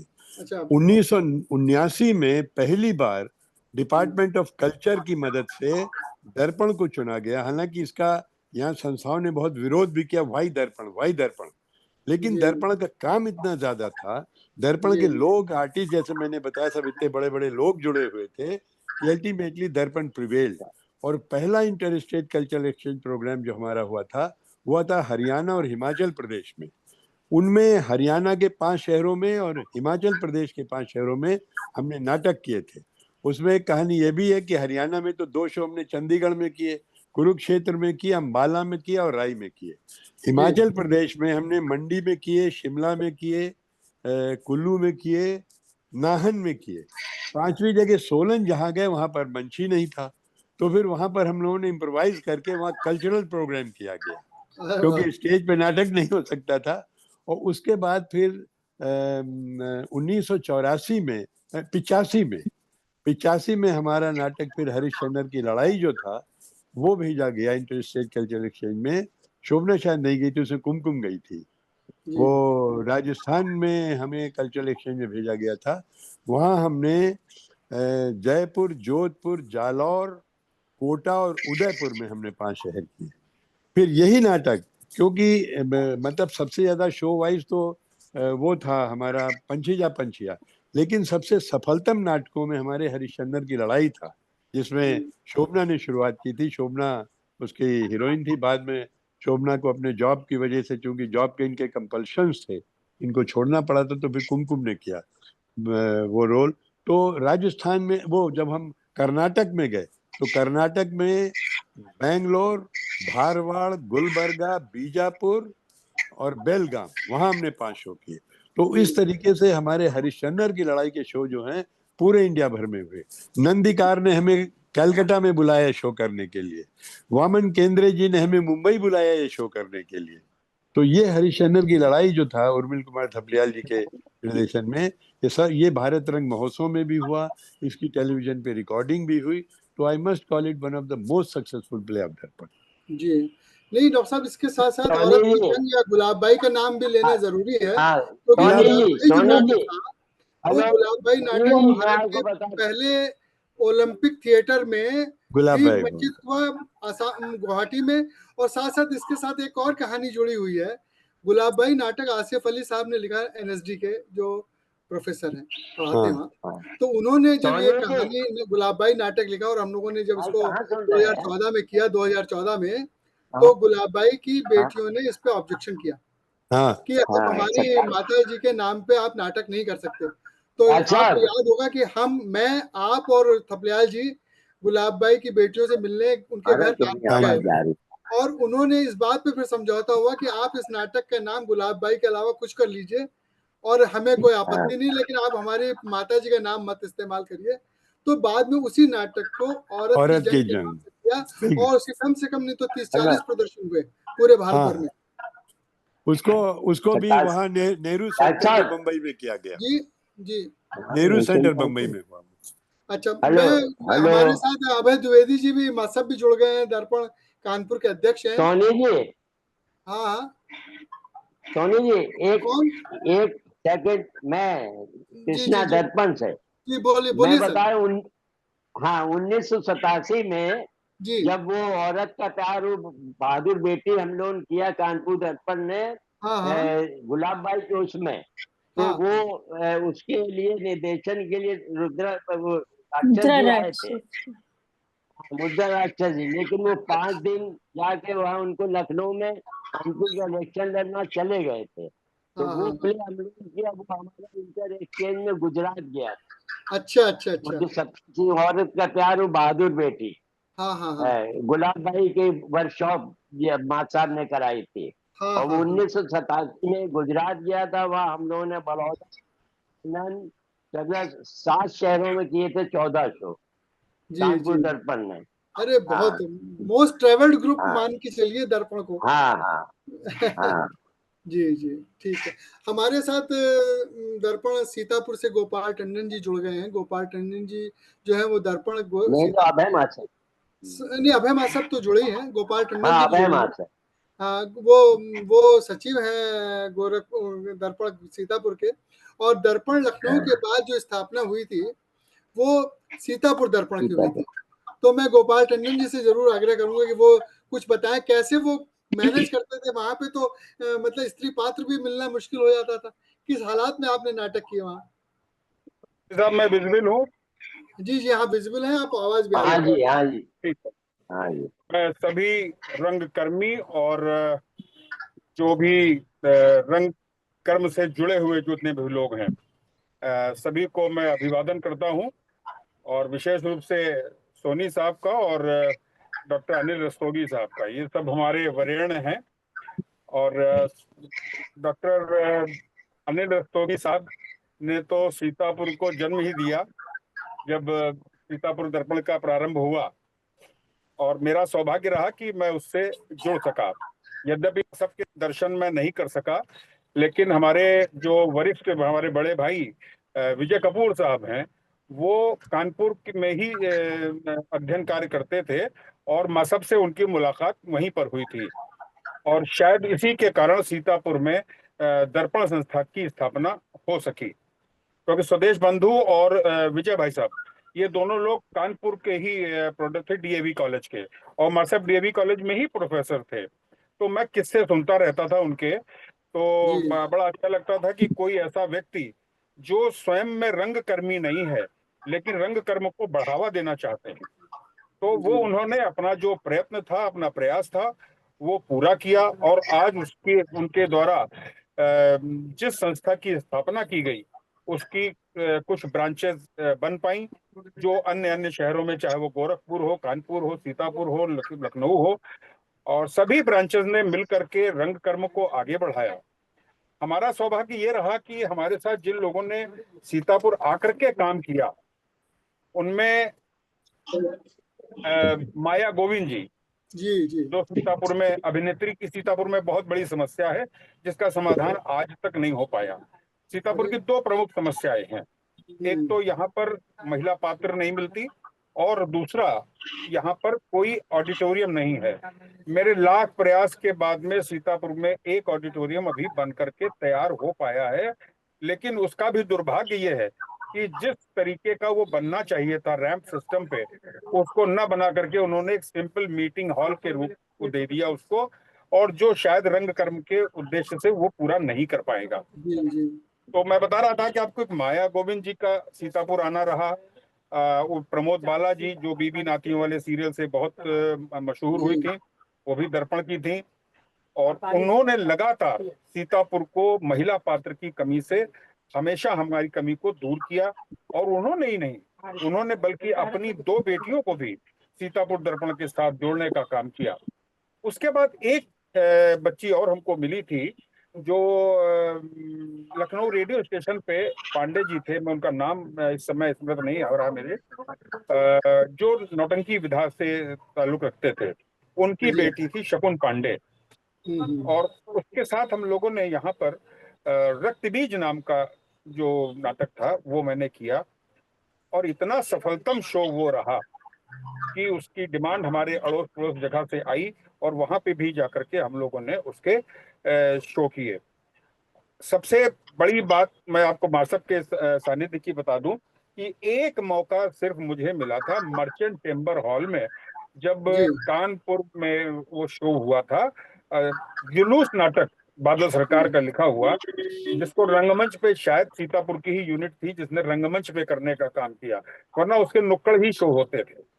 तो जब हम यहाँ से शो लेकर के पहुंचे, वो गोपाल जी, जी वो दर्पण फेस्टिवल एक कानपुर में मासम ने किया था, जी उसमें जी उसी की उसमें हमारा है बदन हुआ था, आपका जुलूस हुआ था।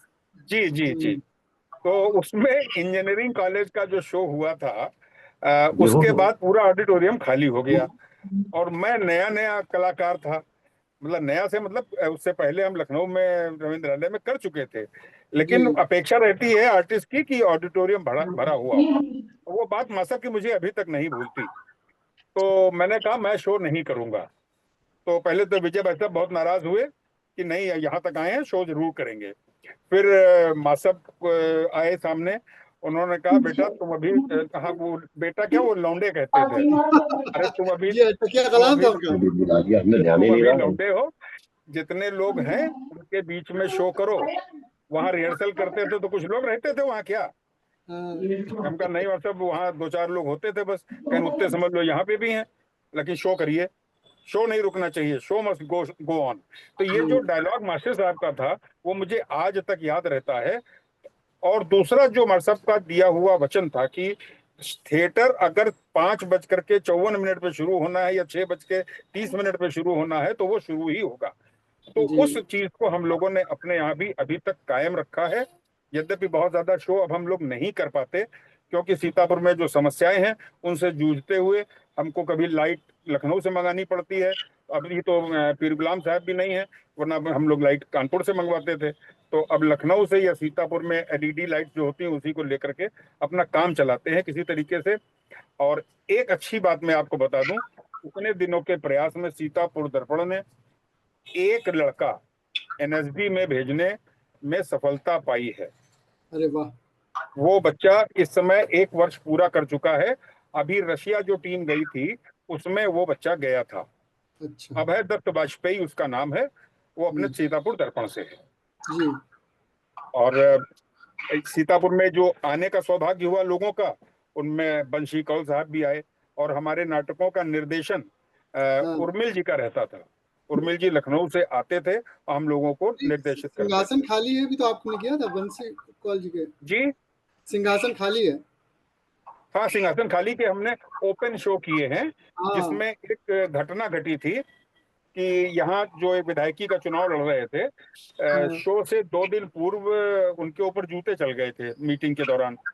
तो हम लोगों ने उस सीन को अपने यहाँ भाषण जैसे हम दे रहे थे तो भाषण में हमने उस सीन को रिपीट किया और ऑडियंस के बीच में 2-4 लोगों को जूता लेकर के बैठा दिया था।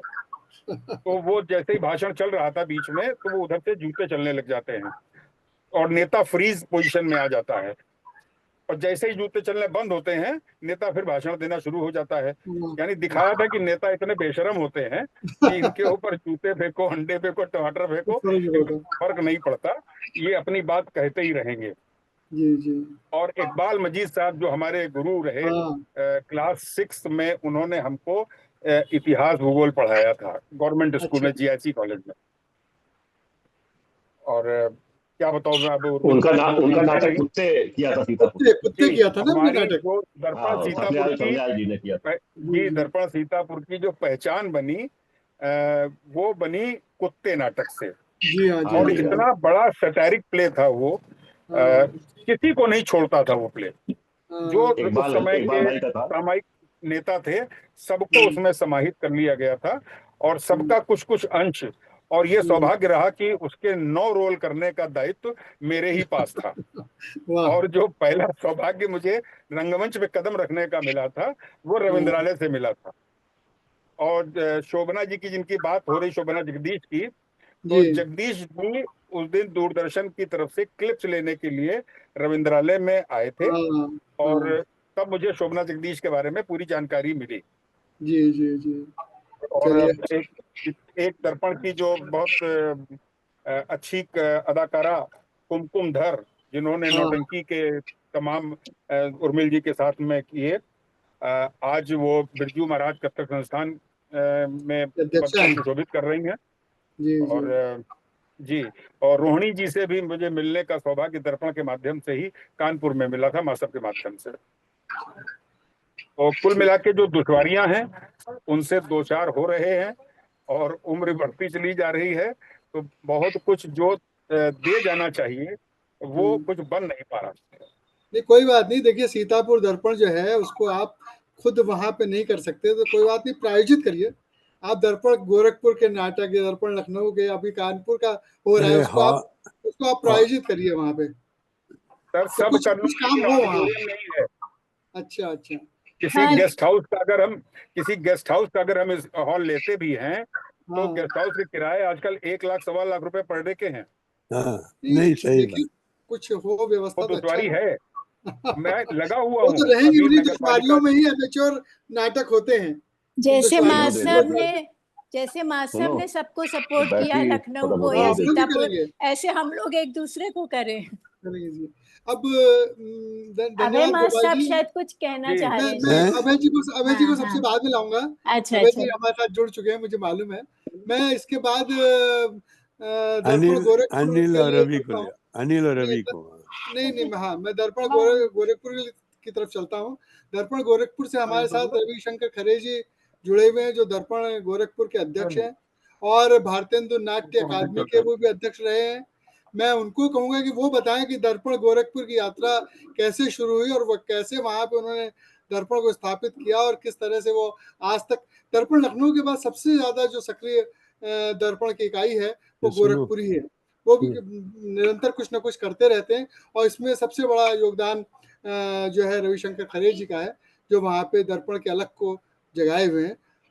रविशंकर खरे जी, आप आइए।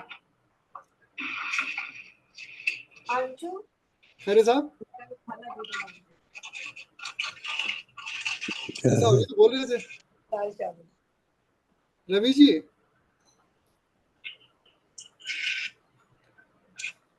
मेरे ख्याल से वो क्या बताएंगे, क्या वो है कि नहीं इस समय?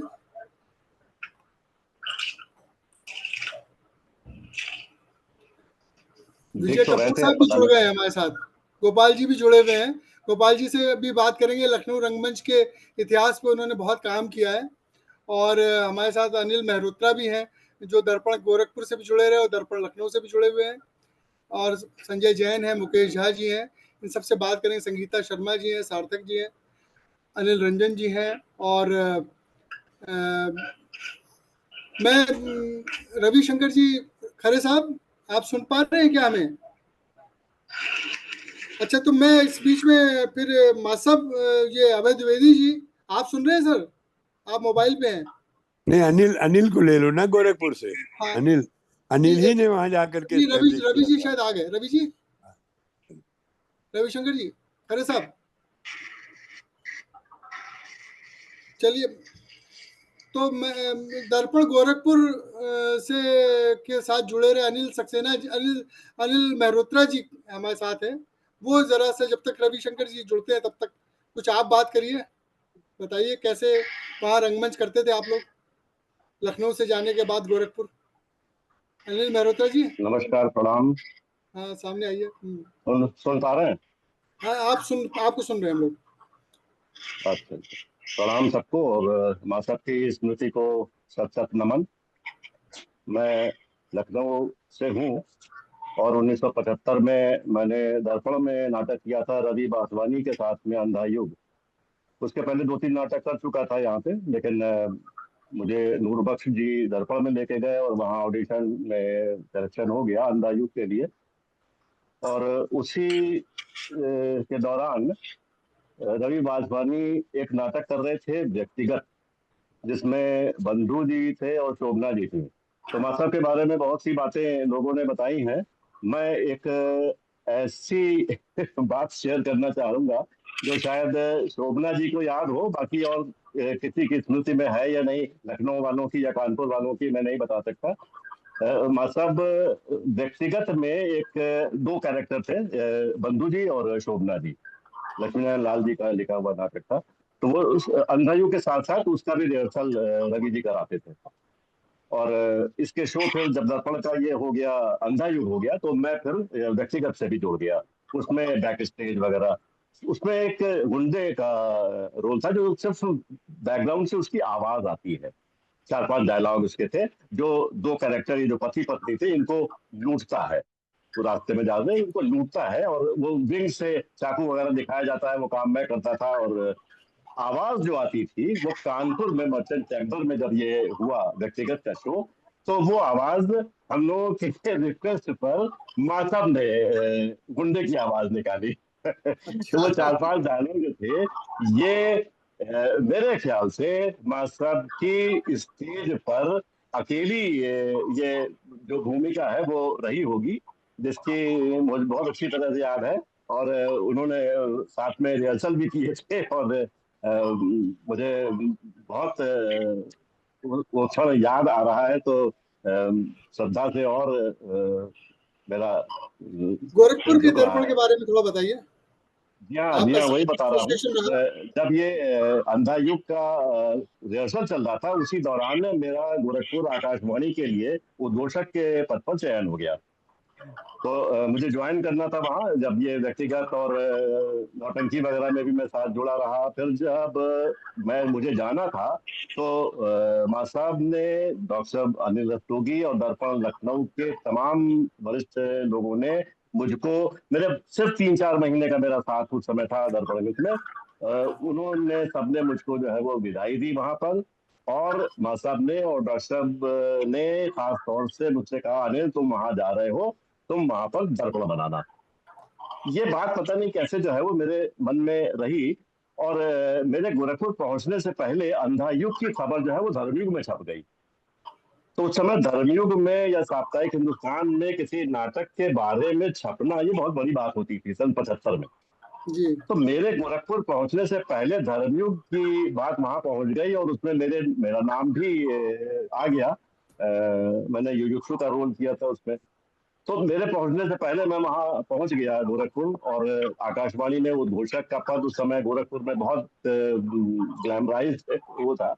सब लोग मुझसे जुड़ गए। 4-5 लोग वहाँ के जो लोकल बहुत अच्छे आर्टिस्ट थे, उनसे मेरा संपर्क हुआ और एक ही बातों बातों में मैंने कहा कि उन सब के मन में भी इच्छा रही होगी कि वो कोई अलग संस्था बनाए, जहाँ भी वो काम कर रहे होंगे वहाँ जो भी उनके साथ स्थितियाँ रही हों। तो उन्होंने जब साथ मेरा हुआ, तो अब जाहिर सी बात है कि गोरखपुर में नाटक भी रेडियो में शुरू हो गए थे। वो सब ड्रामा वाले थे, मैं भी वहाँ ड्रामा करने लगा था।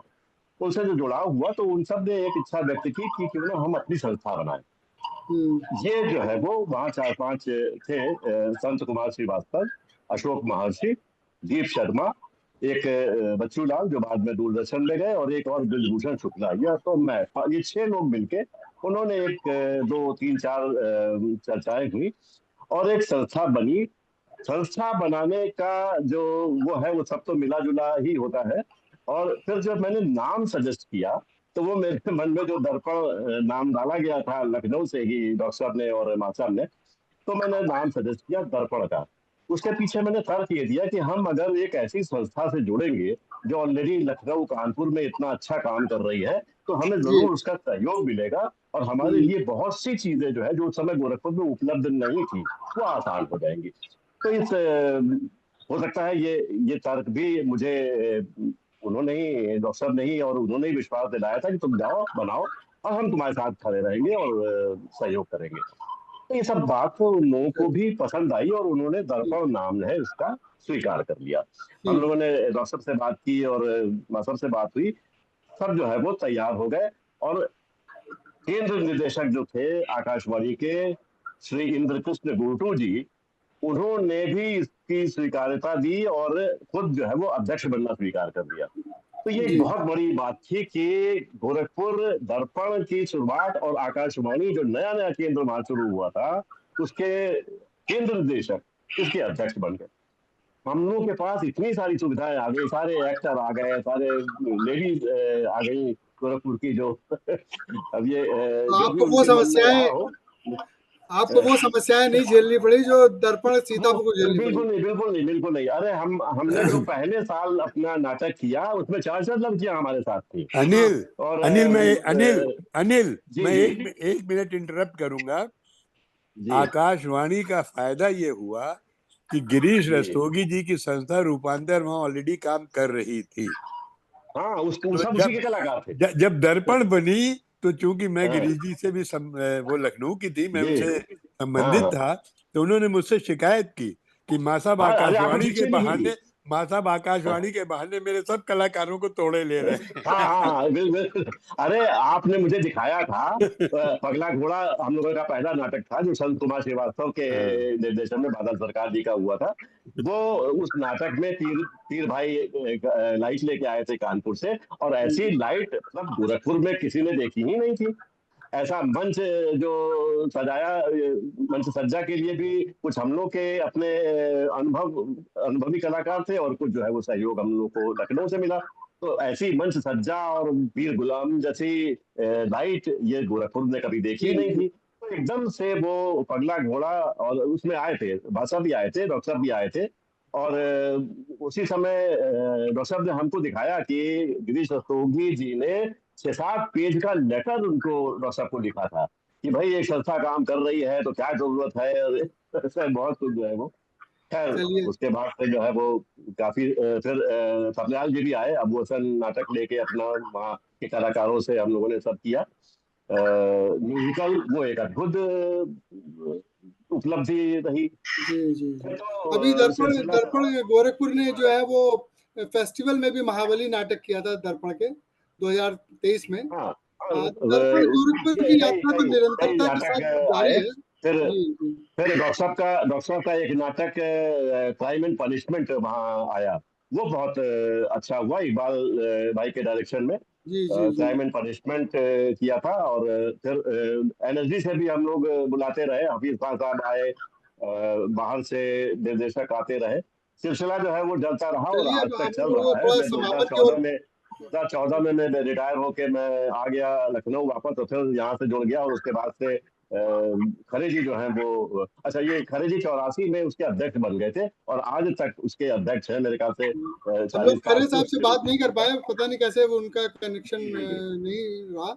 चलिए अब आगे हम और आगे बढ़ते हैं, कार्यक्रम भी समापन की ओर है अपना। तो मैं इस गोपाल सिन्हा जी को लाना चाहूंगा। गोपाल जी। गोपाल जी जो हैं, गोपाल सिन्हा जी जो हैं लखनऊ रंगमंच से जुड़े हुए, लखनऊ रंगमंच को बहुत करीब से देख रहे हैं। उन्होंने लखनऊ रंगमंच के इतिहास पर किताब भी लिखी है। तो मैं जरूर चाहूंगा गोपाल जी इस पे बात करें कि दर्पण को किस दृष्टि से देखते हैं, दर्पण का क्या इम्पैक्ट लखनऊ रंगमंच पे रहा, या दर्पण लखनऊ के अलावा दर्पण कानपुर को भी शामिल कर लीजिए उसमें। तो आप उसको किस दृष्टि से देखते हैं, थोड़ा संक्षेप में बताएं। नमस्कार सब लोगों को। क्योंकि मैं देख रहा हूँ कि मास्टर का बहुत, जैसे कि वही इसके जन्मदाता हैं दर्पण के, तो लखनऊ का इतिहास जब मैं कर रहा था तो बस, हालांकि जैसे बताया आप लोगों ने सुदेश बंधु जी की बात, तो मैं जोड़ना चाहूंगा कि मेरी बात हुई हल्लो भैया से और सुदेश बंधु जी से, तो उन्होंने बताया कि उनको सत्यमूर्ति जी को कि एक कहते पैशन था थिएटर का, तो सुदेश बंधु जी की शायद 1969-70 की बात होगी, वो ट्रांसफर के लखनऊ आए और जैसे उनको तो जुनून उनको भी था करने का, तो यहाँ पर वो राम गोविंद और माया गोविंद और बहुत से जो लोग थे यहाँ पर और कल्याण सिंह, इनके साथ वो कुछ ना कुछ नाटक करने का उनको मौका मिला। तो मास्टर साहब कानपुर से लखनऊ आते थे तो उनको लगता था कि सुदेश बंधु जो उनके बहुत करीबी बहुत अच्छे उनको वो कला एक्टर मानते थे कि वो दुविधा में हैं कि कोई संस्था नहीं, कभी कहीं काम कर रहे कभी कहीं कर रहे हैं। तो वो मुझे बताया करते थे कि वो अपना जो सिगरेट का उनका वो था, तो सुदेश बंधु तू परेशान मत हो, संस्था में क्या है यार, तू संस्था अपनी खोल और फिर खुल के नाटक कर। तो युवा कि लखनऊ में संस्था कैसे खुली जा सकती है। तो हल्लो भैया वाला ने कहा, तो उन्होंने कहा कोई चिंता नहीं है, दर्पण कानपुर अब विस्तार चाहता है और लखनऊ में दर्पण कानपुर काम करेगा यहाँ पर। तो वो दर्पण कानपुर यहाँ पर शुरू हो गया और उसके लिए जो 4-5 लोग सब लोग जानते हैं, जिसमें उर्मिल कुमार थपलियाल जी थे, यदु शर्मा कमल जी थे, हल्लो भैया थे, विमल बनर्जी भी जुड़ गए थे। इन्होंने दर्पण संस्था जो कानपुर की थी उसके बैनर सहित यहाँ काम करना शुरू किया। जैसा डॉक्टर रस्तोगी ने बताया कि बहुत सालों के बाद उसका रजिस्टर्ड जो है वो लखनऊ संस्था के रूप में हुआ। तो मास्टर का मैं यही मतलब उनको मैं प्रणाम करता हूँ, नमन करता हूँ उस पैशन का कि वो संस्था के लिए कितना उनके लिए पैशन था कि दर्पण की गूंज आगे पहुंचे। और मुझे बड़ा अच्छा लगता है जब मैं देखता हूँ कि दर्पण आजकल कितने शहरों में चमक रहा है। और ये मेरा सौभाग्य था कि आर्यनगर जहाँ मास्टर साहब रहते थे वहां पर मेरे कजिन भी रहते थे और मुझसे कहते गोपाल तू नाटक करता है, यहाँ हमारे पड़ोस में मोहल्ले में एक बहुत बड़े नाटक वाले उनको लोग मास्टर साहब कहते हैं। तो उनके यहाँ मेरी 1-2 बार मुलाकात हुई और देखिए क्या सिचुएशन थी कि उन्हीं की लड़की यानी मेरी भतीजी से अतुल्य की शादी हुई। तो वो बाद में समधी बन गए दोनों जने और इस तरह से मास्टर साहब के परिवार से। तो उनके लिए मैं जब उनको देखता था तो मैं यही सोचता था कि ये जो पैशन अगर इस तरह के लोग हमारे नाटक में हो जाएं तो वाकई में रंगमंच कभी रोक नहीं सकता। अब जहां तक दर्पण लखनऊ की बात मैं करूंगा तो जैसा आपने पूछा तो मुझे लगता है कि जब हम लोग 74 में हम लोगों ने एक विधिवत जब यहाँ शुरू किया काम तो हम लोग को लखनऊ में दर्पण लखनऊ के नाटकों को देखने के लिए एक अपनी रिहर्सल्स में से टाइम निकालना पड़ता था। तो जैसा आप लोगों ने स्वयं स्वीकारा है वो एक जो लखनऊ रंगमंच का एक गोल्डन पीरियड था उसमें दर्पण के नाटक कोई ऐसा नाटक नहीं था जो कि अपनी ऊंचाइयों का ना चुने। और हम लोग दौड़ दौड़ के दर्पण के नाटक देखने जाया करते थे और बहुत कुछ सीखते थे। उसका कारण ये था कि शायद लखनऊ में मेघदूत शायद एक संस्था ऐसी थी, बाकी दर्पण संस्था थी जो कि एनएसडी के पास आउट जो दिल्ली के दीनानाथ जी ऐसे अनुभवी लोगों को बुलाकर नाटक कर रही थी। और आपके यहाँ सब एक से एक चुने चुने अभिनेता थे। तो हम लोग के लिए एक कहा जाए कि एक मापदंड होता था कि दर्पण जो नाटक करता है जो वहां के कलाकार हैं हम लोगों को भी वैसे ही बनना है, वैसे अनुसरण करना है। और ये मेरा सौभाग्य था कि मैं डॉक्टर रस्तोगी को, थपलियाल जी को, विजय वास्तव जी को, जितने भी लोग थे उस समय हमारे बड़े भाई थे सब लोग, तो हम इनको जब एक बड़ी उम्मीद से देखते थे। चांस देखिए कि शायद ये 93-91 की बात होगी जब हम लोग विजय वास्तव जी के पिताजी के साथ के स्मृति में हम लोगों ने हास्य नाट्य समारोह शुरू किया।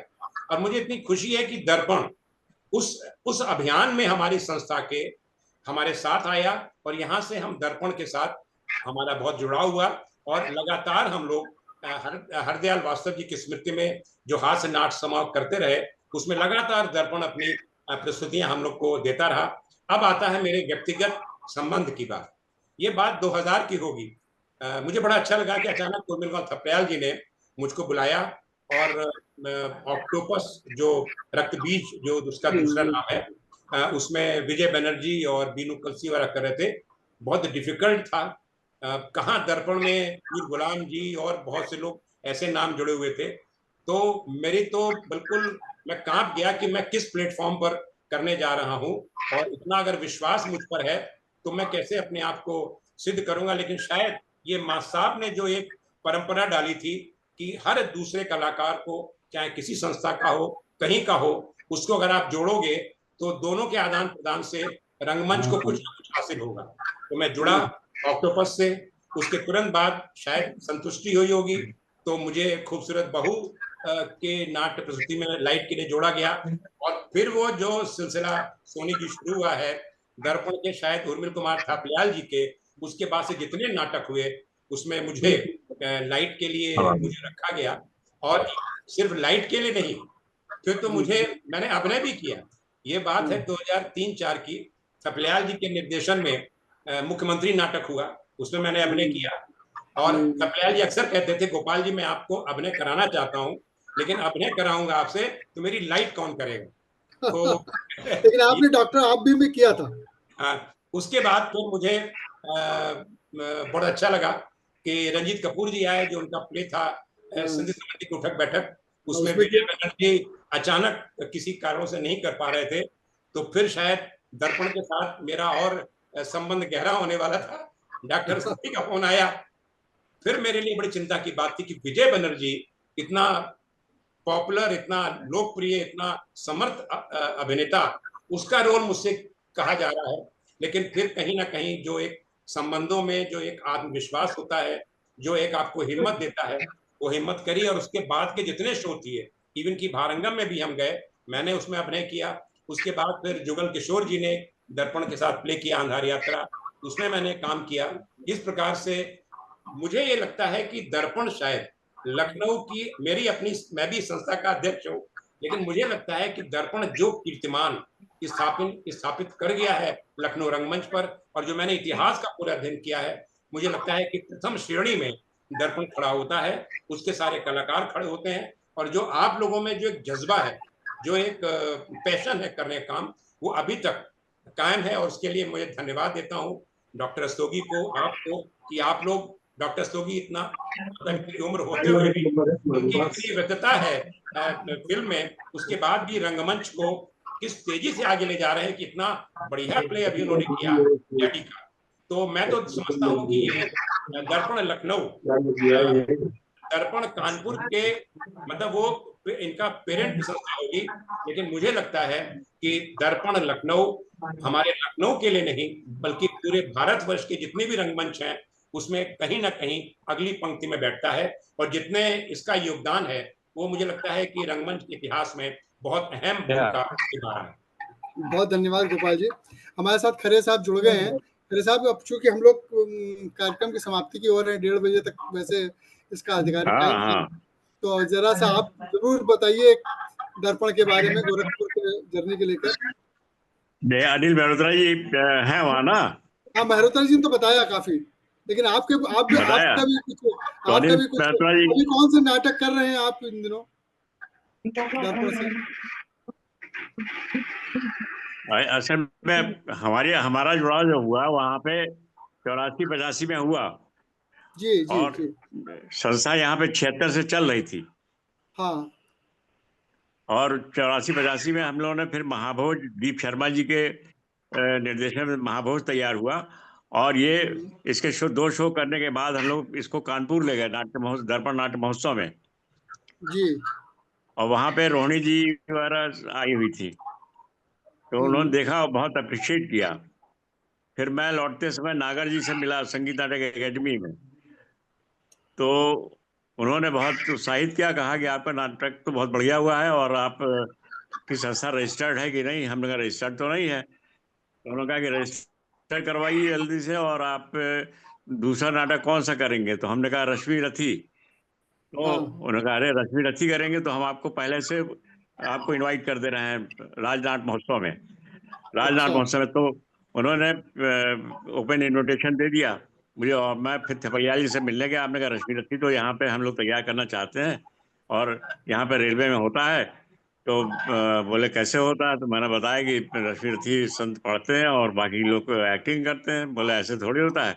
तो फिर अनिल मेहरोत्रा ने उसको फिर नाट्य फॉर्म में तैयार किया और उसके बाद उसका प्रदर्शन, पहला प्रदर्शन ही हम लोगों ने फिर राजनाट महोत्सव में किया गन्ना संस्थान में। और वो जो पीर गुलाम जी थे उसमें उन्होंने लाइट दिया। तो पेपर में जरूर आया कि रश्मि रथी का नाट्य महोत्सव की उपलब्धि रश्मि रथी, ये हम लोगों के लिए बहुत बड़ी चीज थी। जी जी। तो उसके बाद से हम लोग फिर दिल्ली में भी करना पड़ा ये शो, इसके वहाँ भी दर्पण समारोह हुआ, वहाँ भी किया। उसके बाद हमारे कई ये जो रश्मि रथी के 50 से ऊपर के शोज हो चुके हैं और हम इसको ओलंपियाड में भी ले गए बॉम्बे।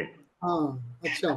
दूसरा नाटक जो हमारा है वो अंधा युग, वो उसमें दीप शर्मा जी रोल करते थे मेनली और अनिल मेहत्रा का वो निर्देशन था और वो उसको हम दिल्ली ले गए संस्कार भारती के लिए। जब वहाँ पे संस्कार भारती में उसके बाद लौट के आए तो हमको यहाँ पे संस्कार भारती से जोड़ लिया गया और संस्कार भारती का भी अध्यक्ष बना लिया गया। बाद में मैं अखिल भारतीय नाट्य विधा संयोजक भी हो गया। तो उस तरह से मैंने बहुत सारे शोज बहुत जगह पे समारोह भी करवाया और गोरखपुर में बहुत हर साल एक समारोह करने की कोशिश किया। और दर्पण पहले लखनऊ दर्पण, कानपुर दर्पण आ जाता था तो 3 दिन का समारोह तो हम लोग कर ही लेते थे। बाद में और भी संस्थाओं को बुलाना शुरू किया। तो अभी पिछले बार हमने यहाँ पे अनसंग हीरोज पे एक नाट्य समारोह किया अभी गोरखपुर में। 8 राज्यों के 8 नाटक आए इसमें और ये बहुत बड़ा कीर्तिमान था कि 8 डिफरेंट राज्यों से और अनसंग हीरोज पे किया। ये अपने आप में एक बहुत बड़ा कीर्तिमान था। और इस वर्ष अभी फिर से अबू हसन तैयार कर रहे हैं, ये नौटंकी शैली में जो थपलिया जी ने तैयार करवाया था गोरखपुर से, तो दीप शर्मा जी उसको फिर तैयार करवा रहे हैं और इसको हम ले जा रहे हैं। कल हमारा शो है लखनऊ, वहाँ प्रयागराज में नौटंकी महोत्सव में। चलिए, बहुत बहुत शुभकामनाएं शो के लिए आपको। हाँ, धन्यवाद धन्यवाद। अब हमारे साथ हम कानपुर लोग दर्पण के अध्यक्ष अभय द्विवेदी जी भी जुड़ गए हैं। अब शुरुआत भी हम लोगों ने दर्पण कानपुर से की थी और कार्यक्रम के अंत में हम चाहेंगे अभय द्विवेदी जी आप कुछ बोलिए। जी, सर्वप्रथम तो मां साहब को नमन और गुणीजनों को प्रणाम करता हूँ। दर्पण एक ऐसी संस्था है रंग दृष्टि कला का विद्यार्थी था, उसी में और बता दूं, अगर अलकाजी को कानपुर लाए तो मासा लाए थे। 1970 में मासाम ने नेशनल स्कूल ऑफ ड्रामा के सहयोग से एक वर्कशॉप करी थी जिसको अलकाजी साहब और मिसेस रोशन अलकाजी और professor of stage craft professor Govardhan Panchal ji ने में प्रशिक्षण दिया था और उसी में हम एक प्रतिभागी थे। उस समय से हम दर्पण और नाट्य विधा में पूर्णतया से सक्रिय हो गए हैं और ये सारा श्रेय मासा को जाता है। मासा ने हमको जबरदस्ती करके वो वर्कशॉप करने को बोला था और वो चूंकि हमारे श्रद्धेय से प्रारंभ से रहे हैं तो आज जो भी कुछ हूँ मैं मासा के बदौलत हूँ। चाहे मैं प्रोफेसर हूँ या रंग कर्म में जो भी मेरा नाम है या नहीं है वो मासा के कारण है। और मैं दर्पण से इसलिए बोल रहा हूँ कि हमारा कोई नाम नाट्य क्षेत्र में हो, हम दर्पण से इसलिए जुड़े हुए हैं क्योंकि ये मासा का देन है और उस जो ऋण है हमारे ऊपर उसको हम कैसे मासा के दर्पण को आगे बढ़ा के पूर्ण कर पाए। और एक जो नाम मेरे साथ उन्होंने जोड़ दिया है अभय मासा, तो ये ऐसा बड़ा नाम मेरे साथ जोड़ दिया गया है जिसको मुझे चरितार्थ करना है और उनके सारे दायित्वों को पूरा करना है और उनका जो ऋण है मेरे ऊपर उस दर्पण को हम पुनः वह गौरव वापस दिला सके ताकि दर्पण एक बार फिर पूर्ण राष्ट्र में दर्पण कहलाए।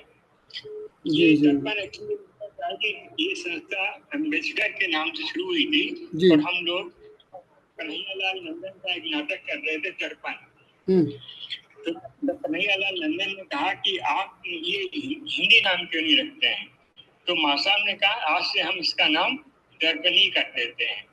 इस तरह से उसका नामकरण हुआ और उसी के तुरंत बाद मासाम ने अलकाजी को बुलाया और इन लोगों को बुला के कानपुर में पहली क्या हम कहेंगे उत्तर प्रदेश में नेशनल स्कूल ऑफ ड्रामा और वो भी अलकाजी और मिसेस रोशन अलकाजी और गोवर्धन पांचाल साहब को लाने वाले का मासा थे। वहां से शिक्षण शुरू हुआ और मैं एक्टिंग तो नहीं करता हूँ पर मैं बैकग्राउंड में set designing, costume designing, light designing ये सब करते रहे। आज भी जो हमारे काम से परिचित हैं बम्बई में भी, वो सब हम ऑनलाइन हमसे डिजाइन करवाते हैं। अच्छा। तो ये सारा जो क्रेडिट है या जो हमारे ऊपर ऋण है वो मास्टर का है। और मास्टर हमको इतना चाहते थे, वो जबरदस्ती कह गए कि वो कहीं भी जाते थे वो कहते थे तुम करो या ना करो पर हमारे साथ चलना है। जी जी। तो हम मास्टर के साथ जहाँ जहाँ गए, पुणे में गए, बम्बई में गए, जबलपुर कहीं भी गए, वो मास्टर के नाम से जाने जाते थे। और मास्टर कहते थे किसी भी संस्था से इतना जुड़ो तो एक प्रयास बनता है। मास्टर मतलब दर्पण मास्टर।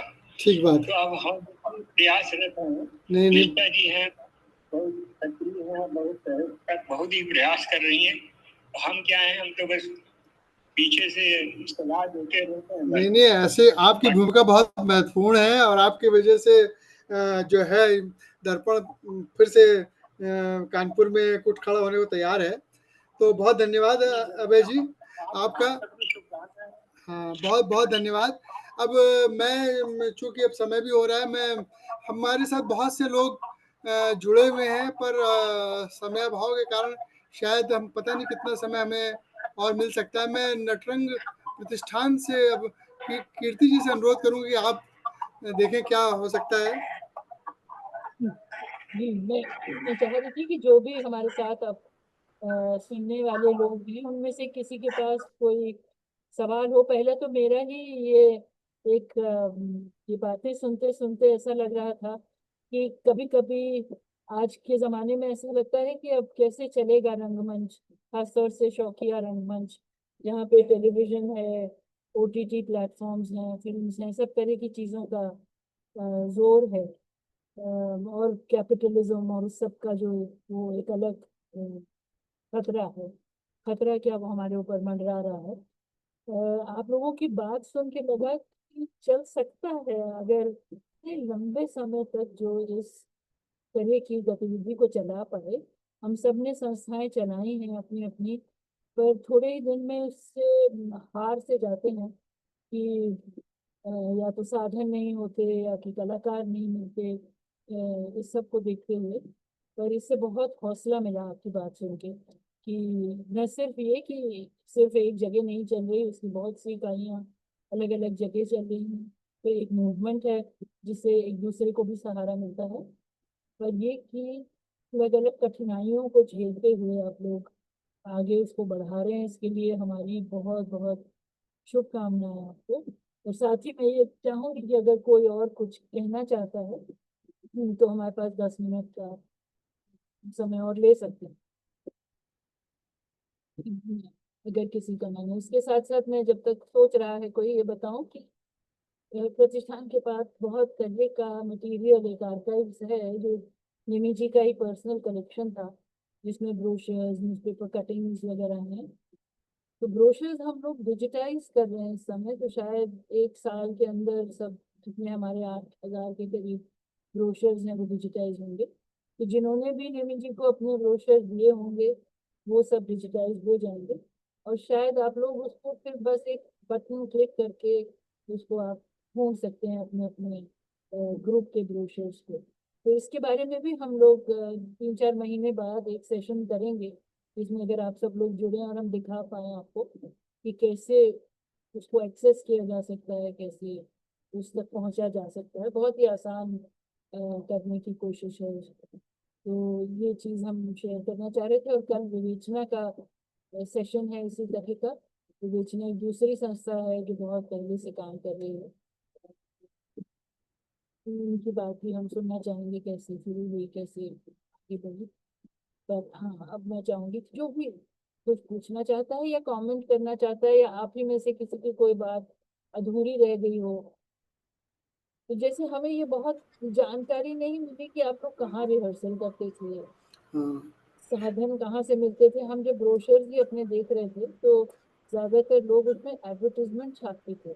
जी तो जी। एडवर्टीजमेंट जो छपते थे, इस मतलब एडवर्टीजमेंट इसलिए इकट्ठे किए जाते थे कि पैसा इकट्ठा हो जाए प्रदर्शन के लिए। तो उसमें देखा हमने कि किसी साइकिल वाले का भी है, किसी हलवाई का है, किसी मतलब स्टेशनरी वाले का भी है, जिससे अंदाजा लगा कि इनफॉर्मल तरीके से इन सब में थिएटर को आगे बढ़ने में मदद की है। हालांकि बिल्कुल वो लोग होते थे जो हमको जानते थे किसी दूर, मतलब इमीडिएट जानकारी हो, पहचान हो या दूर से हो, पर उस सब को देखते हुए वो सब हमको मदद कर रहे थे, तो इस थिएटर को आगे जी बढ़ने में भी उन सबका बहुत बड़ा हाथ। जी। दर्पण लखनऊ को वैसे रिहर्सल की कभी दिक्कत नहीं आई। उसका अच्छा। कारण ये था कि हमारे जो अध्यक्ष हैं वर्तमान में, जी वो जी। विगत 50 वर्षों से अध्यक्ष हैं, निर्विवाद अध्यक्ष हैं, विद्यासागर गुप्ता जी। उनका एक चैरिटेबल हॉस्पिटल है चारबाग स्टेशन के पास। वो दिन में 2 बजे तक चलता है। 2 बजे के बाद वो हॉस्पिटल बंद हो जाता है। तो शुरुआत में तो उन्होंने हमको पूरा एक हॉल दे रखा था, लेकिन उसके बाद फिर हम उसके गलियारे में, बरामदे में हम रिहर्सल करने लगे, और हमारे सेट का सामान वगैरह सब वहीं रखता है, आज भी वहीं रहता है, उनके बेसमेंट में रहता है। तो रिहर्सल की उस तरह से समस्या नहीं हुई। अब लेकिन जो है वो इतना कंजेस्टेड जगह पे हो गया है कि वहाँ पार्किंग की समस्या आती है। तो अब हम लोगों ने थोड़े विकल्प देखना शुरू किया, जैसे संगीत नाटक अकेडमी के रूम्स हैं, रिहर्सल रूम्स हैं, वो हमें 3-3 4-4 घंटे पे किराए पे मिल जाते हैं। हमारे यहाँ संगम बहुगुणा जी हैं, वो अपने उन्होंने एक निजी रिहर्सल रूम बना रखा है, वो देते हैं, तो एसी एयर कंडीशन है, तो उनके यहाँ काफ़ी सुविधा मिल रही है। तो हमारे लखनऊ के रंगकर्मी वहाँ पे भी जा रहे हैं। तो लेकिन अभी है, समस्या तो है रिहर्सल रूम के प्लेस की। और सबसे बड़ी जो समस्या है वो एक अच्छे सस्ते ऑडिटोरियम की, जिसमें 200-250 की कैपेसिटी हो, जिसमें प्रयोगधर्मी नाटक भी हो सके और कम बजट के नाटक हो सके, उसकी समस्या बहुत हम लोग महसूस करते हैं। शायद हमारे और जो जुड़े हुए लोग हैं वो भी इस पे कुछ बोलना चाहें तो आमंत्रित हैं। कानपुर दर्पण में भी, हाँ जी बोले। जी कानपुर दर्पण में भी पहले जैसा कि पता चला कि अटल जी के यहाँ, जो शायद पहले अध्यक्ष थे दर्पण के, उनके वहाँ रिहर्सल होता था। और आपकी आवाज़ नहीं आ रही अब। कट गई। जी जी। और जो फंड्स रेजिंग की बात आपने कही, छोटे छोटे से, ये हम लोगों ने असल में क्या किया कि हमारे यहाँ मसाब ने बहुत सपोर्ट किया शुरू में। प्रोफेसर सत्यमूर्ति जी ने वित्त व्यवस्था समझिए वही करते थे शुरुआत में। उसके बाद धीरे धीरे दर्पण लखनऊ ने शुरू किया, टिकट सेल के ऊपर भी हम लोग आए। फिर बाद में टिकट सेल की परंपरा बिल्कुल ख़त्म हो गई लखनऊ में। अब लेकिन फिर से नए ग्रुप अब शुरुआत हुई 1-2 साल से लखनऊ में भी टिकट से नाटक देखने दिखाने का काम हो रहा है। लेकिन हम जो दर्पण दशक की जो स्मारिका निकालते हैं, उसमें हम वित्त व्यवस्था कर लेते हैं अपनी, और इस तरह से उस फ्रंट पे भी ज़्यादा दर्पण को कम से कम ज़्यादा दुश्वारियां नहीं सामना करनी पड़ी। एक ये और जिज्ञासा थी कि यूपी में तो खास तौर से ये बहुत बड़ा मुद्दा होगा। जब जी शुरुआत हुआ तो लड़कियां नटरंग और ये लड़कियां थिएटर में आए और एक्टिंग करें, इसमें समस्या हुई होगी जरूर। हाँ बिल्कुल। तो वो कैसे सॉल्व हुई, किसने मदद की, क्या हुआ? एक्चुअली दर्पण के साथ क्या हुआ कि सभी क्षेत्रों के लोग जुड़े हुए थे, डॉक्टर्स भी थे, इंजीनियर्स भी थे, जो मेडिकल रिप्रेजेंटेटिव्स भी थे, इस तरह वो लोग जुड़े हुए थे जो केवल इसको अमेच्योर थे। और उनके साथ जो उनके परिवार के बच्चे आते थे, जैसे डॉक्टर बीसी गुप्ता साहब, उनकी मिसेज नीरजा गुप्ता जी हमारे यहाँ की बहुत बड़ी कलाकार रही। वो माया गोविंद जी स्वयं बहुत बड़ी आर्टिस्ट थी। उनकी बेटी जो है गुप्ता जी, डॉक्टर बीसी गुप्ता जी की बेटी, वो हमारे यहाँ करती थी। एक हमारे दर्पण में सीनियर कलाकारों का ये नियम की ड्यूटी थी कि जो भी लड़की आएगी काम करने के लिए, उसको सुरक्षित रात को एस्कॉर्ट करके पहुंचाना ही है। तो दर्पण में एक उनको बहुत मतलब बहुत वो लगता था कि हम यहाँ पे एक अपने घर जैसे एनवायरनमेंट में है, काम कर रहे हैं और सब हमारे परिचित हो गए। तो बड़ी सुरक्षा का अनुभव करती थी और कभी उस तरह से दिक्कत नहीं हुई, जब तक एमेच्योर थिएटर के रूप में काम करते रहे। अब जरा इतने लोगों के पास विकल्प हो गए हैं, अब जरूर शायद ये समस्याएं हम लोगों को फेस करनी पड़ती हैं कि अब सीरियल है लखनऊ में, रोजाना कुछ न कुछ शूटिंग चल रही है, तो कमिटेड लोग लंबे टाइम के लिए अब मुश्किल है। वो नहीं मिल, वो कहीं भी नहीं मिलते हैं। हेलो। हाँ जी कीर्ति जी। जी सब मैं कानपुर दर्पण में एक्चुअली क्या है कि शुरू में तो हमारे अध्यक्ष अटल जी हुआ करते थे कानपुर में, तो उनके बंगले पर रिहर्सल करते थे 61, 62, 63, 70 तक। उसके बाद फिर धीरे धीरे छोटे मोटे स्कूल में, लेकिन अब बाल निकुंज है वो बहुत महंगा किराया लेते हैं। अब निष्ठा ने किसी प्रकार बाल निकुंज रखा है, लेकिन कानपुर में समस्या हमारे ऑडिटोरियम की है। कोई भी एक भी थिएटर ऑडिटोरियम नहीं है, उसके लिए लिखा पढ़ी तमाम हम लोग वर्षों से कर रहे हैं, लेकिन कोई सुनवाई, कोई भी, सारे जितने भी हॉल बने हुए हैं वो थिएटर के पर्पस के नहीं है। देखिए वो राजपथ भवन है, उसमें इको, और सबसे बड़ी बात इन हॉलों में कोई लाइट व्यवस्था हमको बाहर से ही करनी पड़ती है। लाइट मैन वगैरह, चाहे चैम्बर हो चाहे रास्ता, और जो एक यूनिवर्सिटी हॉल है भी जिसमें कि वह इंक्लूडिंग लाइट वगैरह सब है, लेकिन वो 55,000 रुपये किराया एक दिन का है। तो कानपुर में ये समस्या तो शुरू से ही रही है कि कोई थिएटर के लिए ऑडिटोरियम नहीं बना आज तक किसी ने। हम लोगों ने बहुत लिखा पढ़ी करी सब, लेकिन कोई सुनवाई उसकी होती नहीं। मेरे ख्याल से ये और सब जो क्षेत्रों में है, दिल्ली तक में ये समस्या है कि श्री राम सेंटर वगैरह भी वो जाते हैं थिएटर के लिए इस्तेमाल, पर ये इतने कम से कम 300 थिएटर मतलब ऑडिटोरियम होंगे दिल्ली में, इससे ज्यादा भी हो सकते हैं, पर कोई भी उसमें थिएटर करने लायक नहीं है। तो इसीलिए बस श्री राम सेंटर कमानी तक सीमित रह जाता है जी। पर इनमें से कोई भी जिसमें विंग स्पेस हो, प्रॉपर ग्रीन रूम हो, लाइटिंग की सुविधा हो, नए भी बने, इसमें कहा गया है कि लाइट ऐसे लग जाती है ऊपर जहाँ पर कोई पहुंच ही नहीं सकता, तो उसको बदल ही नहीं सकता, फिर उसका वो यहाँ कोई भी हॉल ऐसा नहीं है इसमें लाइटिंग की, क्योंकि सारे लोगों ने, बड़े बड़े व्यापारियों ने सब अपनी मीटिंग के लिए बनाए हुए थे बड़े बड़े हॉल, और उसी में हम लोग, जो उसका भी किराया इतना, लाजपत भवन का 45,000 है, चैम्बर का 35,000 है, और यूनिवर्सिटी में जो हॉल है उसका एक दिन का 55,000। थिएटर कहाँ से, लेकिन फिर भी हम लोग बड़ी मुश्किल से इधर उधर करते हैं। अब क्योंकि शुरुआत की है, देखिए अपने उससे दर्पण कानपुर ने अभी निष्ठा जी और अभय जी के अध्यक्ष से, और आप लोगों का हाथ रहेगा तो फिर एक बार मतलब फिर हम कानपुर देश भर के लोगों को इकट्ठा होकर करना पड़ेगा इसके लिए कुछ, कि इसको डिजाइन करने वाले लोग भी हों, और इसके लिए चाहे प्राइवेट सोर्सेस से आए या गवर्नमेंट से आए, पर साधन लगाए जाए, और ये बने तभी जी। गतिविधि चल सकती है, तो बहुत मुश्किल। ऑडियंस की प्रॉब्लम होती है आप लोगों को जब आप नाटक करते हैं, देखने के लिए आने वाले लोग? ऑडियंस की समस्या दर्पण के साथ तो कम से कम नहीं है। अभी एक आपको मैं इसमें उदाहरण देना चाहता हूँ कि हमने 10 दिवसीय नाट्य समारोह 2023 में 18 मई से किया। उसके आखिरी दिन जो है वो माई रे कासे कहूँ एनएसडी का प्रोडक्शन था, और वो हमें संगीत नाटक अकेडमी का हॉल उस दिन नहीं मिला। 7-9 दिन हमने किया, उसमें 10वें दिन वो हॉल हमें नहीं मिला, तो भारतीय नाट्य अकेडमी में किया। भारतीय नाट्य अकेडमी में 250 की कैपेसिटी, हमारे यहाँ रोजाना 700-800 की ऑडियंस आ रही थी, 650 की कैपेसिटी थी। हमने सोफे और कुर्सियां लगा के उसको 800-850 कर दिया। अब वो लोग कहें हमको देखना है, तो लखनऊ के इतिहास में पहली बार ये हुआ कि ऑनेस्टी का बहुत बड़ा सहयोग रहा है, प्रिपरेटरी का। उन्होंने कहा हम 3 शो करेंगे एक दिन में, उसमें लाइव म्यूजिक थी, सब कुछ था, और अभिनेताओं ने पूरी जान लगा दी।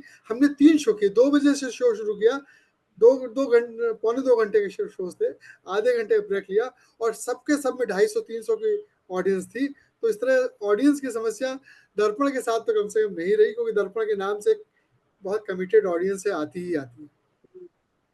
ये तो बहुत अच्छी खबर है, पर ये भी एक समस्या है जो अलग अलग शहरों में लोगों को भुगतनी पड़ती है जी। तो मेरे ख्याल से बहुत अच्छा लगा है, और मुझे लग नहीं रहा है कि किसी के पास सवाल है या कोई कुछ कहने वाला है। तो हम इसी के साथ, बहुत ही अच्छा लगा आप लोगों से बात सुनकर। हम नटरंग में या हम अपने पिताजी से, मम्मी जी से सुनते रहते थे दर्पण के बारे में, और खैर पढ़ाते समय भी उसके बारे में जानकारी मिलती ही रहती थी, नटरंग के जरिए भी बहुत मिलती रहती थी। तो ये जानकारी थी, पर आप सबसे मिल के और एक इक्का दुक्का इधर उधर मिले भी हम लोगों से, पर इकट्ठे मिलकर बहुत अच्छा लगा। आप सबका बहुत बहुत शुक्रिया, आप सब इकट्ठे हुए। और मुझे लगता है कि इस बहाने आप लोगों को अब एक बार फिर जी से बातचीत करने का मौका मिला तो शायद मिलते रहेंगे फिर से, ये हमारी इच्छा है। बहुत बहुत शुक्रिया सबका। कल आप लोगों से फिर मुलाकात होगी, ऐसी जी हमारी। जरूर जरूर। नमस्कार। थैंक यू, सबको धन्यवाद।